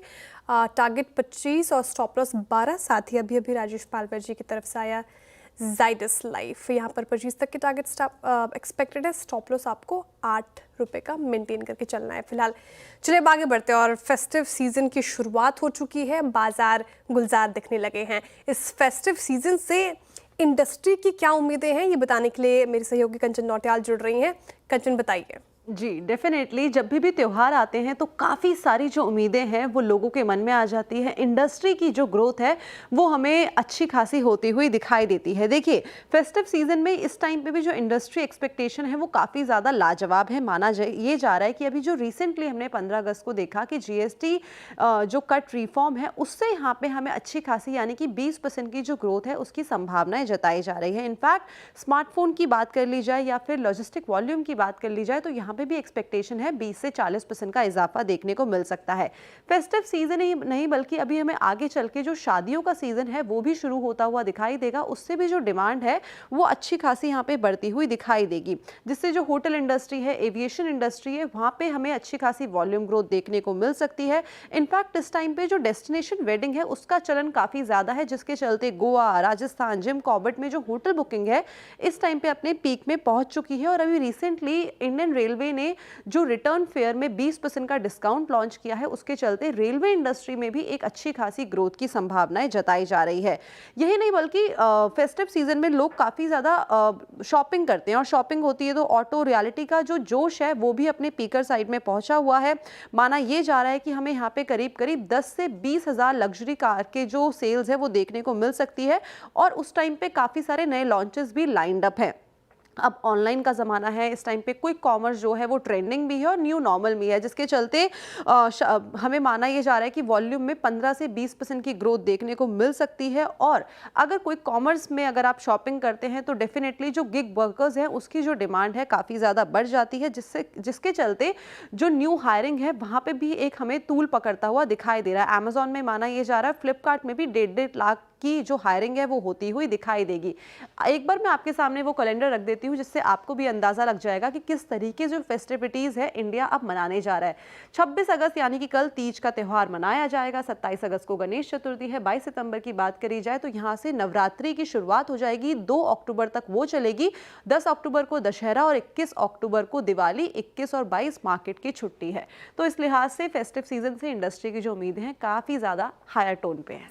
बिल्कुल, दशहरा 2 को है, 10 को नहीं है कंचन ना, लेकिन ध्यान रखेंगे इन सब फेस्टिविटीज़ का। बहुत बहुत शुक्रिया। अब ये हो गई फेस्टिविटीज़ की बात। 4 का चौका की शुरुआत करते हैं। सबसे पहले सस्ता ऑप्शन लेंगे शिल्पा जी से, उसके बाद चलेंगे राजेश सातपुते जी के पास एफएम सुपरस्टार के लिए, चार्ट का चमत्कार के लिए राजेश पालवे जी और मिड कैप फंडा के लिए शरद अवस्थी जी हमारे साथ। शिल्पा जी, आप शुरुआत करिए, सस्ता ऑप्शन। जी अनुज जी, सस्ता ऑप्शन के लिए यहाँ पे इरेडा पे थोड़ा ध्यान है मेरा। अच्छा लग रहा है 150 के ऊपर सस्टेन होते ही इसमें आपको स्ट्रॉन्ग मोमेंटम पकड़ते हुए दिखेगा टुवर्ड्स 157 160। तो सितंबर सीरीज का 150 का कॉल ऑप्शन जो रफली यहाँ पे 5 रुपए के अराउंड ट्रेड कर रहा है, आप इसमें पार्टिसिपेट कर सकते हैं। स्टॉप लॉस आप यहाँ पे 2 रुपए का मेंटेन कीजिए। पहला टारगेट रहेगा 8.5 रुपए का, इसके ऊपर सस्टेन होता है तो 11 इसके एक्सटेंडेड टारगेट से। ओके, इरेडा की 150 स्ट्राइक की कॉल पकड़नी है आपको एफएम सुपरस्टार। अब चलते हैं राजेश सतपति जी से पिक करते हैं। राजेश जी, क्या पिक कर रहे हैं आप? वीरेंद्र जी, देखिए मेरे नजर है डॉक्टर रेड्डीज के चार्ट के ऊपर, एक बेहद स्ट्रॉन्ग चार्ट है। यहाँ पे मोमेंटम जो है वो कंटिन्यू होगा करीबन 1310 1320 तक। So at level of 1280 1283 rather, it's a buy in doctor Reddy's. आपका स्टॉप लॉस होगा करीबन 1200 1265 का। So doctor Reddy is a buy. FM superstar के लिए डॉक्टर रेड्डीज राजेश सातपुते जी की पिक। राजेश पालवे जी, आपके पास आना चाहूंगी चार्ट के चमत्कार के लिए, बताइए क्या पिक कर रहे हैं आप? तो श्रेया जी, यहाँ पे मारुति पे बाय करने की सलाह है। एक अच्छे ब्रेकआउट के बाद स्टॉक हायर बैंड पे ही कंसोलिडेट करते हुए दिख रहा है और हमें लगता है जिस तरीके से ऑटोमोबाइल एज ए स्पेस में एक अच्छा स्ट्रेंथ यहाँ पे बना हुआ है, तो मारुति में यहाँ पे आउट परफॉर्मेंस कंटिन्यू रहते हुए दिख सकता है। 14,550 14,600 के अपसाइड के टारगेट के लिए बाय किया जा सकता है। डाउन साइड में स्टॉप लॉस रखना होगा 14,220 के आसपास। Okay, Maruti Suzuki all time high पर स्टॉक का। अब चला जाए शरद जी के पास मिड कैप फंडा के लिए। शरद जी, क्या पिक किया? जी, हमारा आज का मिड कैप फंडा है Deepak nitrite company. Chemical speciality chemicals की जानी मानी कंपनी है। एक 8,500 करोड़ का कैपेक्स भी चल रहा है, जिसकी वजह से बैकवर्ड इंटीग्रेशन स्ट्रांग हो जाएगा। नए प्रोडक्ट साइकिल्स में भी कंपनी आ जाएगी। तो ईवी वगैरह ये सब बिजनेसेस को कंपनी केटर करने लगेगी। तो हमें लगता है जैसे जैसे ये कैपेक्स फ्लो इन करता है और जो बैकवर्ड इंटीग्रेशन एफर्ट्स हैं वो भी दिखने लगते हैं नंबर्स में, तो ईवीज, इलेक्ट्रॉनिक्स, हेल्थ केयर वगैरह काफी उनको हेल्प करेंगे फॉरवर्ड इंटीग्रेशन में, पॉलीकार्बोनेट रेसिन्स वगैरह, तो वहाँ पे भी सपोर्ट काफी अच्छा रहना चाहिए। और टोटल मिक्स में high volume high margin products का मिक्स भी बढ़ जाएगा। तो हम ये उम्मीद कर रहे हैं कि अगले साल कंपनी 90 रुपए के आसपास की अर्निंग्स डिक्लेयर कर देगी 1.5 साल के अंदर, और 30 का मल्टीपल मिलना बहुत मुश्किल नहीं होना चाहिए। तो 2700 रुपए के लक्ष्य के हिसाब से दीपक नाइट्राइट। दीपक नाइट्राइट 1833 पे आपका एक बाय कॉल है मिड कैप फंडा। 4 ट्रेड्स हमने पेश किए। पहला कॉल था इरिडा का स्ट्राइक 150 का कॉल ऑप्शन, आपको पिक करना है। शिल्पा रावत जी की कॉल 4.95 पे ट्रेड करते हुए 8.5 रुपये से 11 रुपये का लक्ष्य रखी, 2 रुपये का स्टॉप लॉस। दूसरा ट्रेड पे किया हमने राजेश सतपुते जी और उनकी नज़र थी फार्मा में डॉक्टर रेड्डीज 1310 1320 का लक्ष्य, यहाँ पे 1200 का स्टॉप लॉस। अगला ट्रेड पिक किया गया आज का चार्ट का चमत्कार मारुति सुजुकी राजेश पालवे जी की कॉल 14,600 का लक्ष्य, 14,600 का और 14,220 का स्टॉप लॉस। और अभी दीपक नाइट्राइट पिक किया शरद जी ने और करीब 2700 के लक्ष्य के लिए। एक बार जरा क्लास ऑफ जो एक स्टॉक्स को देखते हैं जो कि मिड कैप में होती है, जरा पेपर स्टॉक्स लेके आइए आज। और बहुत देर से हम पेपर की बात कर रहे हैं और एक बार जरा पेपर स्टॉक्स पर नजर डालिए। जेके पेपर करीब 18% अप, TNPL अगर आप देखें तो करीब 20 रुपये ऊपर, और वेस्ट कोस्ट पेपर लगभग 17% ऊपर ऑलमोस्ट ट्रेड करता हुआ। इस तेज़ी के पीछे कारण क्या है, आइए समझते हैं कंचन से। कंचन, एग्जैक्टली रीज़न क्या है इसकी तेज़ी का? जी डेफिनेटली। तो पेपर शेयर में आज ताबड़तोड़ हमें तेज़ी जो है वो देखने को मिल रही है। बेसिकली जो भी कागज़ हैं, पेपर बोर्ड हैं, उनकी कुछ कैटेगरीज में जो इंपोर्ट है वो हमें महंगा होता हुआ दिखाई दे सकता है। यहाँ पे सरकार ने जो इंपोर्ट पॉलिसी है उसमें कुछ यहाँ पे चेंजेस किए हैं। उनका कहना है कि जो वर्जन मल्टीलेयर पेपर बोर्ड है उसके ऊपर MIP जो है वो लगा दिया गया है और एक्सपेक्टेशन ये है कि 31 मार्च 2026 तक ये जो MIP है वो हमें लागू होता हुआ दिखाई देगा। अब देखिए, अगर इंपोर्ट यहाँ पे महंगा होता है तो उसके चलते जो डोमेस्टिक कंपनी है वो भी जो अपने प्राइजेस है वो बढ़ा सकती है और साथ में जो मांग है वो भी हमें बढ़ती हुई दिखाई दे सकती है। बिकॉज इंपोर्ट करना महंगा होगा तो जो लोग हैं वो स्विच करते हुए नजर आएंगे इस टाइम पे डोमेस्टिक कंपनी की तरफ। इसके अलावा अगर हम बात करें रॉ मटेरियल्स की, तो उनके जो दाम हैं और जो इस टाइम पे स्टेबिलिटी है वो भी हमें अच्छी खासी दिखाई दे रही है, जिसके चलते जो ओवरऑल मार्जिन है कंपनी के वो भी सपोर्ट करते हुए नजर आ रहे हैं। यही नहीं बल्कि फेस्टिव सीजन की इससे पहले ही मैं बात कर रही थी, तो फेस्टिव सीजन में जो डेकोरेटिव्स है उसके चलते जो पेपर की डिमांड है वो भी अपने हायर साइड में जाती हुई दिखाई देती है। उससे जो कैपेसिटी एक्सपेंशन है वो होता हुआ दिखाई देगा और एक्सपेक्टेशन ये जताई जा रही है कि आने वाले टाइम पे, यानी कि जो हमें अब नतीजे देखने को मिलेंगे Q3 के Q4 के, वो भी हमें अच्छे देखने को मिल सकते हैं। और इस टाइम पे पेपर स्टॉक जो है वो आपके सामने मैं एक बार रख देती हूँ, जिसके बल पे आपको समझ में आएगा कि यहाँ पे अच्छा खासा जो इजाफा है आज के सत्र में देखने को मिल रहा है। JK paper, TNPL, west coast paper की बात करी जाए या फिर बाकी के पेपर्स की बात करी जाए तो ताबड़तोड़ तेजी हर जगह है। शुक्रिया कंचन। तो यहाँ पे पेपर स्टॉक्स में स्ट्रॉन्ग हुआ। अच्छा शरद जी, कोई आप लोगों के प्रिफर्ड स्टॉक्स की लिस्ट में, स्पेशली मिड कैप में, क्योंकि इसकी प्रेजेंस मिड कैप में ही है, पेपर स्टॉक है क्या आप लोग की कवरेज में? जी, हमारे हिसाब से अगर आप सेक्टोरल डायनामिक्स भी देखेंगे तो सबसे अट्रैक्टिवली प्राइस्ड सेक्टर था। कुछ चैलेंजेस इनको थे, बट आप अगर JK paper, west coast paper, Tamil Nadu newsprint, ये 3-4 स्टॉक्स देखें तो मेरे हिसाब से पूरा पेपर सेक्टर भी वैल्यूएशन वाइज अट्रैक्टिव था। बस बेस्ट बेट के हिसाब से हमारे हिसाब से ये 3 स्टोरीज रहेंगी, वेस्ट कोस्ट, जेके पेपर और तमिलनाडु न्यूज़ प्रिंट। ओके, तो फिलहाल ये पिक्स शरद जी की तरफ से। पेपर स्टॉक्स में अच्छी खासी तेज़ी आप देखें, 22% से 18% तक के स्टॉक्स चल गए हैं फिलहाल। इनफैक्ट जो दिक्कत, परेशानी का सबब आज के सत्र में बन रहा है, लगातार चर्चा भी कर रहे हैं हम, बैंक निफ्टी देखिए वहाँ पर pressure HDFC bank days high से आपको फिसलता हुआ नजर आएगा। इनफैक्ट ICICI बैंक पिछले कुछ सत्रों से अंडर परफॉर्म भी कर रहा है और अभी देखिए आप वहाँ पे भी हालांकि निचले स्तरों से रिकवरी दिखाने की कोशिश की, लेकिन आधा फीसदी के करीब गिरकर कारोबार करता हुआ नजर आएगा। ICICI बैंक, इस पर एक चार्ट चेक लेना चाहूँगी। राजेश सातपुते जी, आप ही देखें ICICI बैंक यहाँ से बैंकिंग स्पेस से तो साथ नहीं मिल पा रहा है, लेकिन अब इन स्तरों पर कैसा लग रहा है जिनकी पोर्टफोलियो में नहीं है, सोच सकते हैं ICICI बैंक को ऐड करने का, लेकिन अभी क्या, या फिर अभी भी थोड़ा वेट एंड वॉच की सलाह रहेगी इन पर्टिकुलर काउंटर्स के ऊपर? चलिए, मुझे लगता है थोड़ा वेट करना चाहिए थोड़ा, क्योंकि देखिए लास्ट टाइम भी आप हमारी जब बात हुई थी तब मैंने यही कहा था, ये 1450 1460 ये थोड़ा सा डिस्ट्रीब्यूशन पॉइंट दिखता है। और हालांकि हमने एक रैली भी देखी, वो लेवल हिट हुआ लेकिन फिर से कूल ऑफ हुआ। तो ये यहाँ पे जिस तरह से रेजिस्टेंस है, क्लस्टर डिसाइसिवली विथ वॉल्यूम के साथ पार होना ज्यादा जरूरी है। तब तक नहीं होता तब तक मुझे लगता है थोड़ा वेट करें। ऑन कॉन्ट्ररी, जो आपने कहा कि कुछ लेवल पे आपको ठीक लगेगा, किस लेवल पे आप री एंट्री करोगे, तो मुझे लगता है ये करीबन 1400 1380 एक डिप देगा, जहां पे हम ICICI बैंक ऐड कर सकते हैं। तो let's see how does it pan out. Okay, चलिए एक दो स्टॉक्स और देखते हैं जहां अच्छे मूव्स आ रहे हैं इस समय। PG इलेक्ट्रोप्लास बैन में है स्टॉक, लेकिन ये डे हाई पर आया। अदानी टोटल गैस, ये स्टॉक इस सीरीज़ के बाद F&O से बाहर जाएगा, ध्यान रखिएगा। यहाँ पर अच्छा मोमेंटम है। जुबिलेंट फूडवर्क में अच्छा मोमेंटम। जाइडस लाइफ ये चैनल पर पिक किया गया, यहाँ अच्छे मूव्स। IRB इंफ्रा ये भी बाहर जा रहा है इस सीरीज़ के बाद F&O से, यहाँ अच्छे मूव्स हैं। तो कुछ स्टॉक्स है जो जहाँ पर अच्छे मूव्स हैं, लेकिन एक बार एंजल वन लेकर आइए, अब करीब 3.25% नीचे 2458 पर। ये शिल्पा जी, BSE और एंजल वन, क्या अब ये सेल ऑन रैली स्टॉक्स बन गए?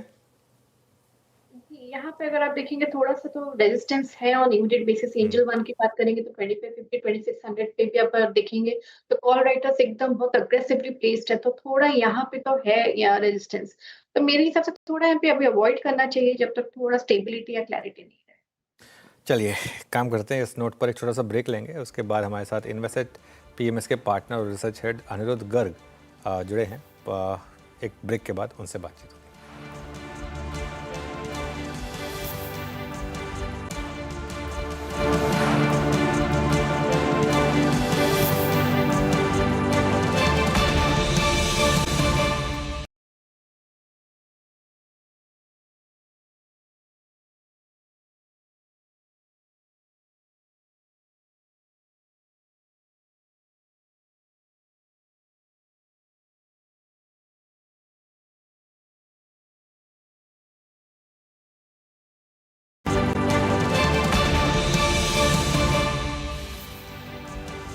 ओके, इन्वेस्टेड पीएमएस के partner research head Anirudh Garg जुड़े हैं हमारे साथ। Anirudh ji, good afternoon. First of all हमारे स्टूडियो में आने के लिए शुक्रिया। थैंक यू अनुजीत, सब प्लेजर। ये जो मार्केट में जीएसटी की अनाउंसमेंट के बाद 14 अगस्त के बाद जो एक सॉर्ट ऑफ रैली आई, क्या आप मानते हैं कि मार्केट को बस ऐसी एक ट्रिगर की ज़रूरत थी? क्या ये अब धीरे धीरे मार्केट को ऑल टाइम हाई की तरफ ले जा सकता है वापस? जी अनुजी, मैं ये टोटली मानता हूँ। मैं लास्ट टाइम भी जब आपसे बात हुई थी, वो 24,400 के जो लेवल्स हैं, मुझे ऐसा लगता है कि एक लॉन्ग टर्म सपोर्ट बना है मार्केट में। जो हमारा टेक्निकल डेस्क है वो हमें ये बोलता है। तो हमें ये लगता है कि अक्टूबर एंड तक, जैसे आपने क्वेश्चन पूछा कि ये रैली जो है ये ऑल टाइम हाइस की तरफ जानी चाहिए। देखिए, पिछला सारा रन अगर अनुजी हम बात करें तो वो केपेक्स ओरिएंटेड रन था। गवर्नमेंट ने जो उसमें काम किया बहुत अच्छा किया। अब कहीं ना कहीं ये ट्रम्प टैरिफ्स के आने से और कहीं ना कहीं हम देख रहे हैं कि एक अर्निंग स्लो डाउन भी है ओवरऑल। तो I think it is a very very right step in the right direction जो गवर्नमेंट का ये जीएसटी कट आया है। इसका मतलब गवर्नमेंट बहुत प्रोएक्टिव है। सरकारों को टाइम लेने में मतलब स्टेप लेने में टाइम लगता है, बट मैं इस स्टेप से बहुत इंप्रेस्ड हूँ। हमें एट इन्वेस्टेड पे ये लगता है कि यही स्टेप है, जैसे आपने राइटली कहा, कि जो मार्केट को ऑल टाइम हाई और शायद उससे भी ऊपर लेके जाएगी। इसमें सबसे ज़्यादा कंट्रीब्यूशन रहा कंजम्पशन का ऑब्वियसली। तो क्या अब पोर्टफोलियो कुछ शिफ्ट कर रहे हैं आप कंजम्पशन की तरफ ज़्यादा? होना शुरू हो गया था अनुजी, पहले ही होना शुरू हो गया था, बट अब तो एक जो उसकी, देखिए हम कोई भी डिसीजन इन्वेस्टेड पे एक बार में नहीं लेते, हम ट्रांचेस में डिसीजन लेते हैं। पर हाँ, ट्रांचेस में हम कम कंजम्पशन की तरफ, या सिर्फ कंजम्पशन नहीं, जो भी सेक्टर्स हैं जो ये इनकम टैक्स कट और जीएसटी कट का जो पैसा है उसको अट्रैक्ट कर सकते हैं, उनकी तरफ जाने की सोच रहे हैं। Anirudh ji, good afternoon. और लगातार आपसे बातचीत होती रहती है और आप आईटी को लेकर काफ़ी अंडरवेट रहते हैं। अब जिस तरीके से स्पीच आई पॉल जी की और वो डविश स्टैंस उनका, कहीं ना कहीं अब रेट कट की उम्मीदें बढ़ रही हैं। तो ऐसे में जब आईटी स्पेस के लिए पॉजिटिव है, क्या आपका स्टैंस बदला है या फिर अभी भी आप अंडरवेट हैं? नहीं मैम, एक्चुअली जो आप रेट कट की बात कर रही हैं वो बिल्कुल ठीक है, और वो कहीं ना कहीं हम भी एक्सपेक्ट करते हैं कि वो लॉन्ग ड्यू है, आना ही चाहिए। बट ओवरऑल आईटी स्पेस में हमें कोई अच्छा रिलेटिव चेंज नहीं दिखता। अगर आप यूएस की बात करिए, यूएस में जो न्यू एज आईटी है या जो एआई रिलेटेड आईटी है, उसमें कमाल हुई। अब देखिए, एनवीडिया $4.5 ट्रिलियन की वैल्यूएशन तक पहुंच गया है। और मेरी किसी से बात हो रही थी जो एनवीडिया में किसी सीनियर पोजीशन में, तो बोल रहे हैं कि 3 साल तक की जितनी प्रोडक्शन है वो 100% सोल्ड आउट है। सो देखिए, हमारे यहाँ पे प्रॉब्लम क्या है कि हम सिर्फ सप्लाई करते रह गए हैं। We been just working as क्या बोलें कि उनकी एचआर बन चुके हैं हम, लेकिन हमने इनोवेट उतना नहीं किया। तो इसलिए इंडियन आईटी में कोई बहुत ज़्यादा ट्रैक्शन या रिलेटिव चेंज नहीं दिखता। ओवरऑल वर्ल्ड में तो आईटी ही आगे चलेगा। देखिए, आईटी के पास एक पावर है कि वो हर कुछ साल में अपने आप को री इनोवेट करता है। अगर हमारी कंपनीज भी करती तो ज़रूर हमें आईटी में कुछ ना कुछ मिलता। बट हमारे यहाँ पे जो आईटी का हम दूसरा तरीका देखें, कहने की ज़रूरत है, लेकिन अगर हम कंज्यूमर आईटी को देखें, जो कंज्यूमर टेक्नोलॉजी स्टॉक्स हैं, कहीं ना कहीं उनमें हमें ट्रैक्शन ज़रूर दिखती है, क्योंकि यहाँ से हमें कंज्यूमर सपोर्ट मिल रहा है। और इंडियन पब्लिक ने उन कंज्यूमर आईटी स्टॉक्स को बहुत, उन कंपनीज़ को, स्टॉक्स नहीं बोलूँगा, उन कंपनीज़ को बहुत अच्छी तरह एक्सेप्ट किया है। तो कहीं ना कहीं हमें आईटी की जगह कंज्यूमर आईटी में ज़्यादा ट्रैक्शन, और मीडियम टर्म में भी आपको पोटेंशियल नज़र नहीं आ रहा अभी आईटी स्पेस में? आईटी में नहीं है। देखिए, वैल्यूएशंस बेटर हो गए हैं चीज़ें, बट हम एक इंस्टीट्यूशनल बायर तो है नहीं, हमें तो एक अल्फा जनरेट करना है। तो वो अल्फा के लिए हमें रिलेटिव चेंज बहुत स्ट्रॉन्ग चाहिए। वो स्ट्रॉन्ग रिलेटिव चेंज हमें कंज्यूमर आईटी में ज़्यादा दिखता है rather than traditional IT companies में। अच्छा अनिरुद्ध जी, ये बैंक निफ्टी का ना चलना ना गिरना, साइडवेज रहना, और इसके पैरेलली अगर आप देखें during the entire earning season बहुत सारे सेक्टर्स ने, कभी एफएमसीजी ने पार्टिसिपेट किया, कभी ऑटो ने किया, आईटी ने भी थोड़ा बहुत पुल बैक दिया, लेकिन मैं उसको श्रेणी में भी इस रीडिंग में रखता ही नहीं हूँ। सब ने अगर आप देखें पार्टिसिपेट किया। ये बैंक्स की ये under performance, even with in banks कभी कभी पीएसयूज चलते थे, कभी डोमिनेट करते थे, वो भी नहीं कर रहे हैं। आप इस 2-3 महीने के प्राइस डाइवर्जेंस को कैसे देख रहे हैं, और क्या बैंकों में पोस्ट दिस अर्निंग सीजन आपका झुकाव किस तरफ है इस वक्त? धन्यवाद वीरू जी। मैं बैंकों में हमें ऐसा लगता है, जो हमारे सिस्टम्स बता रहे हैं, कि ना तो हम बहुत बुलिश हैं ना बेरिश हैं।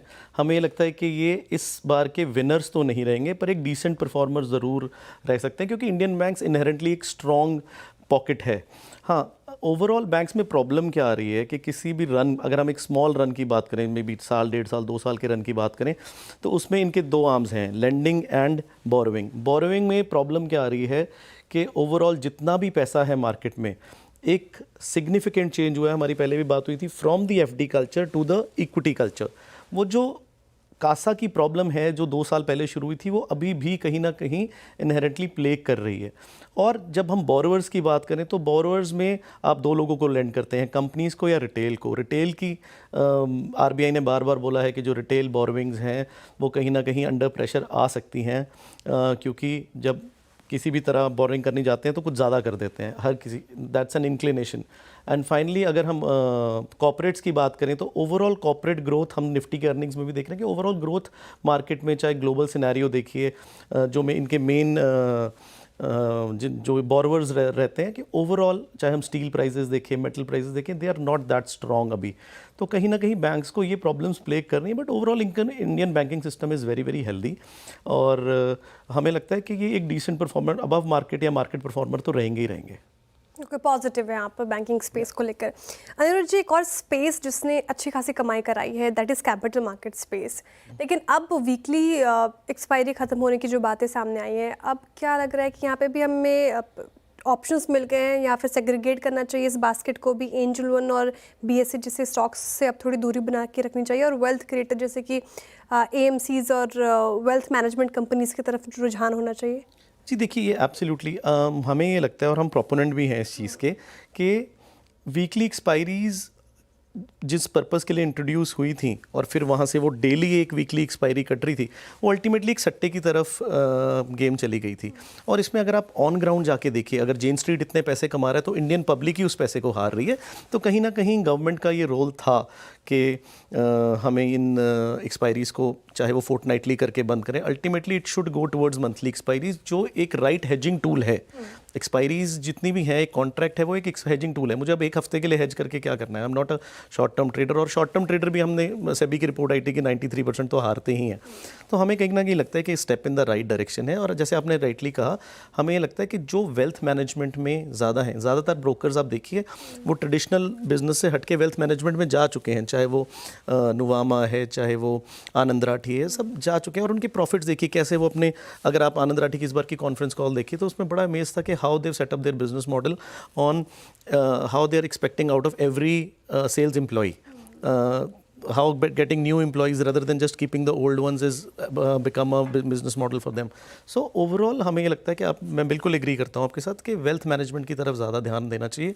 क्योंकि अगर हम ये गेमिंग इंडस्ट्री जो अभी ऑनलाइन गेमिंग बंद करी है, उससे सरकार का एक रुख तो समझ आता है कि अल्टीमेटली कहीं ना कहीं जाके जब ये वाइट पेपर जो सेबी का आएगा तो कहीं ना कहीं जाके इनके लिए कुछ बेटर तो होने से रहा है यहाँ से। और वैल्यूएशंस भी महंगे हैं, कहीं ना कहीं हमें ये देखना ही पड़ेगा कि ओवरऑल पिछले रन ने किस किस सेक्टर की वैल्यूएशंस को ख़राब कर दिया। तो कहीं ना कहीं एक्सचेंजेस की वैल्यूएशंस, एनएससी की वैल्यूएशन आपको दिख जाता है मार्केट में। जब एनएससी का अनलिस्टेड स्टॉक एवरीबडी जहां आप जाइए एनएससी ले लें क्या, एनएससी ले लें क्या, तो वो कहीं ना कहीं वैल्यूएशंस पीक आउट हो जाते हैं। और मुझे लगता है ना सिर्फ बीएससी और एंजल वन नहीं इतना, पर फिर भी बीएससी और कहीं ना कहीं लोगों के पास, जिनके पास जो आंख बंद करके एनएससी लेते हैं, उनको भी ये देखना चाहिए कि रिलेटिव चेंजेस मार्केट में उनकी कंपनी के फेवर में है या नहीं है।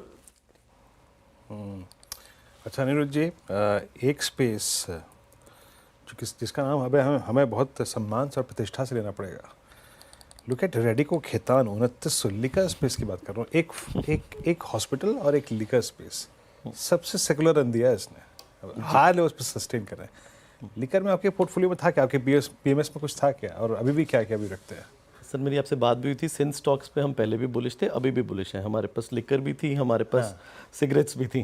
तो ओनली फॉर दोज क्लाइंट्स जिसमें हमें स्पेसिफिकली मना करा गया, लेकिन ओवरऑल हम सिंस स्टॉक्स पे बुलिश थे, क्योंकि हमें लग रहा था कि इंडिया की ये जो ग्रोइंग इकॉनमी है, जैसे जैसे इनकम लेवल्स बढ़ रहे हैं, उस हिसाब से ये स्टॉक्स में आगे मार्जिन्स और सेल्स दोनों ही चीज़ें बढ़नी चाहिए।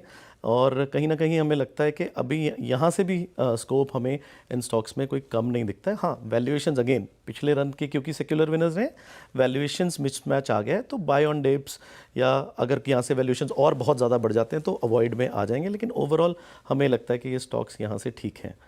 अपने हॉस्पिटल्स का पूछा, देखिए हॉस्पिटल्स में ये है कि अगर आप एवरेज स्पेंड पर बेड आप आज से 10 साल पहले देखिए और आज देखिए, उसमें एक बहुत सिग्निफिकेंट राइज आया है।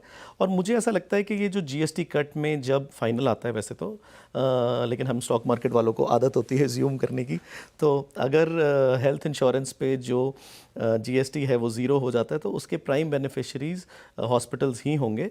इन्होंने सही टाइम पे अपना केपेक्स भी किया है, ओवरऑल लोगों की स्पेंडिंग पावर भी बढ़ गई है, हेल्थ इंश्योरेंस से भी सपोर्ट मिल रही है। और रीजन वाइज अगर हम देखें एशिया में और शायद around the world with the most talented doctors and the lowest cost से ये फॉरेन वो भी अट्रैक्ट कर रहे हैं, foreign patients and foreign medical tourism भी अट्रैक्ट कर रहे हैं। तो हमें लगता है कि ये सेक्टर्स यहाँ से अभी भी ठीक हैं। ओके अच्छा, ये जो पेटीएम, इटर्नल, ये दो स्टॉक्स में बहुत मैसिव रैली रही है पिछले एक साल में, यहाँ आपकी पोजीशन है क्या? जी, हमने कुछ सर पिछले टाइम में बनानी शुरू करी है और बाय द टाइम हम कुछ ना कुछ एड इन पोजीशंस में ज़रूर करें। ना सिर्फ पेटीएम और इटर्नल, हमें और स्टॉक्स भी ठीक लगते हैं, जैसे एक ट्रैवल कंपनी है, या जिनमें हमें पता है कि हाँ जिन ऑन ग्राउंड जिनका काम ठीक है और जिन्होंने कुछ जो प्रॉब्लम्स थी उनको सॉर्ट आउट कर लिया है। तो हम ये न्यू एज टेक स्टॉक्स पे अगर हमें टेक्नोलॉजी प्ले करना है तो हम इधर से ही कर रहे हैं, जैसे मैं पहले बता रहा था। ओके अनुराग जी, एक और स्पेस हम लगातार चर्चा भी करते रहते हैं इस पे, होटल स्पेस जिस तरीके से बूम हो रही है पूरी इंडस्ट्री, आप इंडियन होटल्स देख लीजिए, शैले देख लीजिए। अब यहाँ से आपके अगर टॉपिक्स पूछो होटल स्पेस में तो वो कौन से होंगे? मुझे होटल इंडस्ट्री थोड़ी एक्सपेंसिव लगती है अब यहाँ से, तो इसलिए हम बेरिश नहीं हैं, बट हमारे पोर्टफोलियो में होटल इंडस्ट्री 2-4% से ज़्यादा नहीं होगी, क्योंकि कहीं ना कहीं हमें लगता है कि एक्सपेंसिव हो गए हैं ओवरऑल होटल्स। उतना ग्रोथ नहीं दिखता है एफएमएस से। अच्छा, यहाँ से मतलब आपने अनवाइंड किया है या फिर होल्ड ही नहीं कर रहे हैं कुछ, मतलब दोनों अलग चीज़ है? नहीं sir, hotel industry was one of our, हाँ हमारा एक अच्छा बेट था होटल इंडस्ट्री में, 10 से 15% हमारे पोर्टफोलियो का रहता था। बट ओवरऑल जैसे हमें लगता है कि यहाँ से बुरा नहीं है, but since valuation sir market में क्या है, India is a multifaceted stock market. यहाँ पे आपको हर तरह के सेक्टर मिलेंगे, from Tata steel to TCS, हर चीज़ अवेलेबल है। तो हमें कहीं लगता है कि अगर कहीं बेटर अपॉर्चुनिटी आ जाती है तो हम फंड्स डाइवर्ट करके एक जगह से दूसरी जगह ले जाते हैं। हमें लग रहा है कि होटल्स में ग्रोथ वर्सेस जो रिस्क रिवॉर्ड रेशियो है, it is better in other sectors which are comparable. जैसे अगर मैं हॉस्पिटल्स में बोलूँ तो मुझे हॉस्पिटल्स में जो रिस्क रिवॉर्ड रेशियो है वो बेटर लगती है then hotels, for example, just for example. चलिए अनुज जी, बहुत बहुत शुक्रिया आप इस कार्यक्रम में शामिल हुए और सभी सेक्टर्स पे अपनी राय रखी आपने, बहुत बहुत शुक्रिया। Thank you. अब आते हैं इंडिसेस पे। निफ्टी 24966 और लौट के वहीं पे आ गया ऑलमोस्ट। अनुज, जब सुबह आप और मैं बात कर रहे थे तब भी यही प्राइस था, ओपनिंग का लेवल था 24957, ये 966, तो जोड़ना घटाना करें तो 10 पॉइंट मिले। अनुज, क्या अप्रोच रखे इस प्राइस पे कल के लिए, क्या करना? देखिए, एक अप्रोच ये हो सकती है कि आप निफ्टी की पोजीशन कैरी करें, क्योंकि निफ्टी में स्ट्रेंथ है, और अगर चाहें तो उसको हेज करने के लिए एक पुट ले लें बैंक निफ्टी का। थोड़ी सी एक पेयर स्ट्रेटजी टाइप की हो जाएगी कि आप निफ्टी पे पॉजिटिव हो, बैंक निफ्टी पे थोड़ा सा नेगेटिव हो, क्योंकि अगर मार्केट चला तो निफ्टी लीड करेगा उसे, और अगर मार्केट गिरा यहाँ से तो उसको बैंक निफ्टी लीड करे। तो एक क्लियर कट डाइवर्जेंस मार्केट दिखा रहा है निफ्टी और बैंक निफ्टी के बीच में भी। तो यही मेरा व्यू होगा कि आप निफ्टी में कैरी करें, लेकिन थोड़ा सा हेज करने के लिए चाहें तो बैंक निफ्टी से अपने आप को हेज कर लें। फिलहाल ये व्यू मार्केट पे। चलिए अब बीटीएसटी और एसटीबीटी कॉल्स लेते हैं। बताइए राजेश पालवे जी, क्या कैरी कर रहे हैं आप कल के लिए? तो श्रेया जी, यहाँ पे जुबिलेंट फूड पे बाय करने की सलाह है। यहाँ पे जुबिलेंट फूड में जिस तरीके से एक ओवरसोल्ड ट्रेजेक्टरी से आज एक अच्छा बाइंग इंटरेस्ट बनते हुए दिखा है, अब 20 डे मूविंग एवरेज को भी सरपास करते हुए देखने को मिल रहा है। हमें लगता है यहाँ पे ये पुल बैक एक्सटेंड होते हुए दिख सकता है। अपसाइड के टारगेट 660 की तरफ आते हुए दिख सकते हैं। डाउन साइड में स्टॉप लॉस रखना होगा करीब 639 के आसपास। ओके, जुबिलेंट फूड 647 पे आपका बाय कॉल। मानस, आप क्या पिक करेंगे? देखिए, कोई नया ट्रेड तो नहीं है, लेकिन जो जाइडस लाइफ पे एक रिकमेंडेशन दिया था 2 बजे, तो उसके फ्यूचर में खरीदारी करके जा सकते हैं एज ए बीटीएसटी कॉल। तो जाइडस लाइफ के सितंबर मंथ के फ्यूचर में खरीदारी करेंगे। 1031 के प्राइस चल रहे हैं, इसमें आपको स्टॉप लॉस लगा के चलना है 1014 का, और टारगेट सेट करने हैं 1060 के। ओके, शिल्पा जी बताइए, आप क्या कैरी करेंगे कल के लिए? जी अनुज जी, मैं यहाँ पे टाटा केमिकल के साथ ही जाऊंगी। Nothing new. यहाँ पे मुझे लगता है 980 1000 इसके टारगेट्स होने चाहिए। टाटा केमिकल के साथ जाना चाहेंगे फिर से शिल्पा जी, और उनकी स्टॉक उनको अच्छा लग रहा है कल के लिहाज से भी। राजेश सातपुते जी, आप बताइए आप क्या कर रहे हैं कैरी?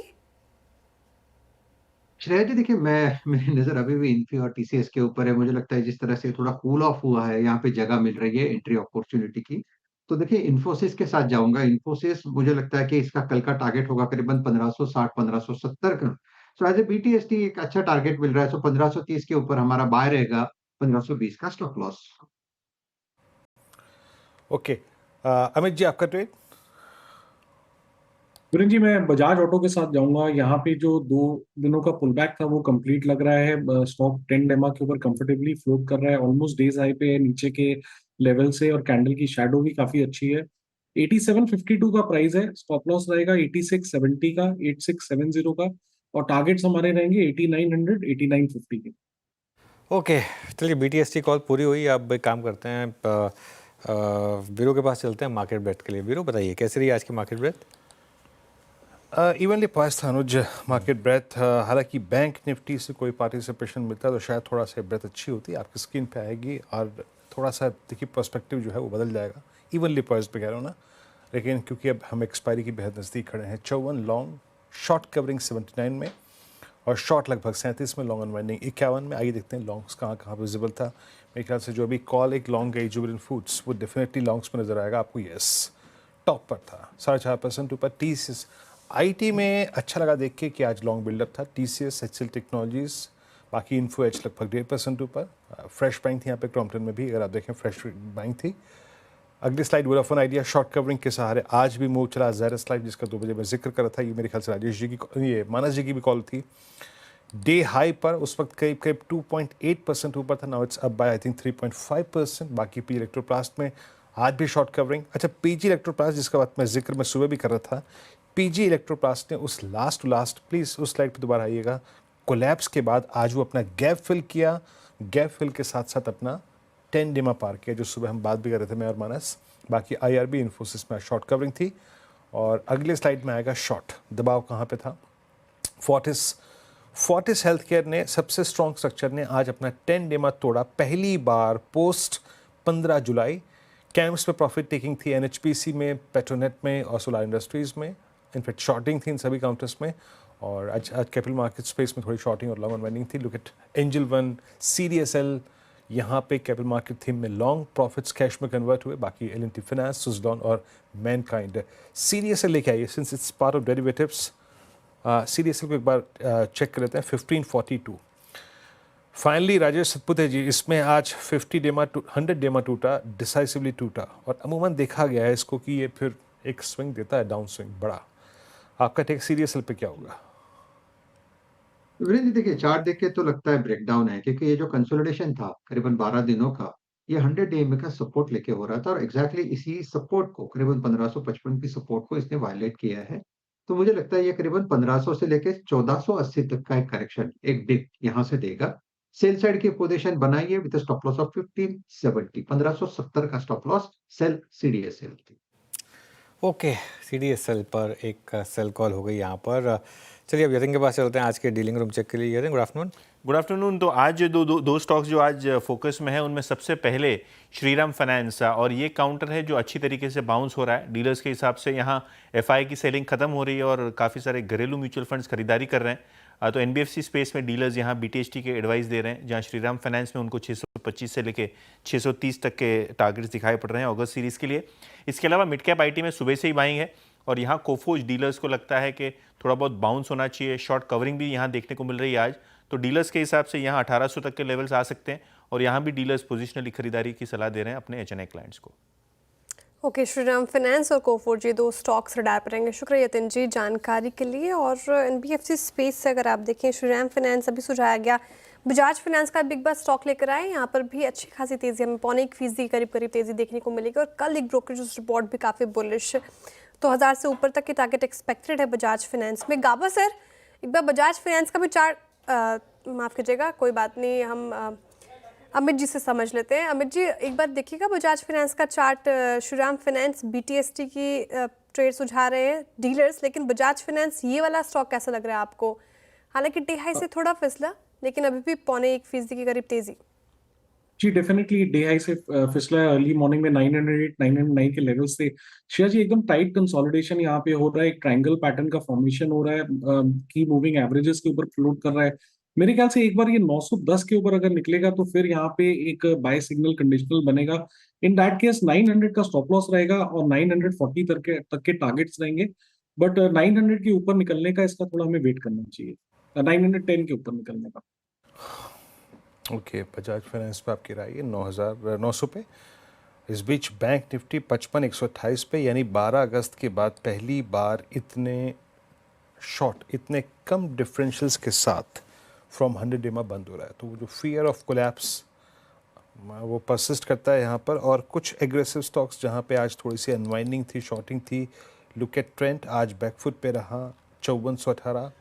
ये वो बास्केट थी जो कि शुक्रवार को गिरते बाजार में भी स्ट्रॉन्ग लॉन्ग कैरी करके गई थी। आज ये थोड़ी सी कोलैप्स हुई, बैकफुट पे आया। और उसके बाद जो काउंटर्स आज बैकफुट पे थे, BEL यहाँ पे एक बहुत दिनों बाद मेरे ख्याल से इतने नज़दीक क्लोज आया, बिलो मतलब at 100 day exponential moving average 372 पे इतने दिनों बाद ये क्लोज आया। मतलब जो काफ़ी गंभीर लग रहे थे आज। और आप देखिए आज जहाँ शॉर्टिंग हुई है, जहाँ ब्रेकडाउन थे, एक कैंप्स का जिक्र किया था मैंने, एक BL का जिक्र कर दिया। फिर लेके आइए आप मैक्स हेल्थ केयर 50 डेमा के नीचे, और फोर्टिस आज पहली बार 10 डेमा के नीचे बंद हुआ। ये मानस आपको लगता है कि थोड़ा फोर्टिस में जो ये 3 कैंडल्स पीछे बनी हुई हैं, आज की, कल की यानी शुक्रवार की और गुरुवार की, फर्स्ट टाइम इतनी वाइल्ड कैंडल्स विजिबल है, जो कि ट्रेडर्स इसको चेस कर रहे थे, उनके लिए थोड़ा सा कोई मैसेज है क्या? या तो एक 20 डेमा पे स्टॉप लॉस लगा के बैठ जाएं चुपचाप, वहाँ से किसी रिवर्स का इंतजार करें, या ये कुछ एग्जिट सिग्नल्स दे रहा है आप? देखिए एग्जिट सिग्नल तो दे रहा है, क्योंकि देखिए मूव बहुत बड़ा था 4 हफ्ते में। अगर हम देखें तो आई थिंक 4 मंथ में अगर देखें तो 650 से रैली स्टार्ट हुई थी, तो 950 तक का हाई बना। 300 रुपए की रैली थी, तो करेक्शन बिल्कुल हो सकता है। 10 डे मूविंग एवरेज ब्रेक किया, इसलिए थोड़ा सा कॉशन रहना चाहिए। आई थिंक कभी भी कोई बाउंस बैक मिले तो एक बार प्रॉफिट बुक कर ले तो बेहतर रहेगा, और फ्रेश खरीदारी तभी करें जब स्टॉक अब 950 रुपए के ऊपर निकले। ओके, चलिए, तो ये इस समय आपके लिए फोर्टिस पर एक व्यू। मार्केट ठीक ठाक है, दिक्कत वही बैंक निफ्टी की। बैंक निफ्टी शायद रेड में बंद होने की तैयारी कर रहा है, लेकिन निफ्टी आज ग्रीन में बंद होगा कंफर्टेबली, ये एक अच्छी चीज़ रहेगी। इसके अलावा एंजल वन और CDSL के अलावा एक आध स्टॉक्स और हैं जो थोड़ा सा वीक हैं। उनमें CESC है। आई थिंक CESC भी शायद CESC बाहर जा रहा है उस FNO से इस सीरीज़ के एंड में, यहाँ पर भी थोड़ा सा दिक्कत है।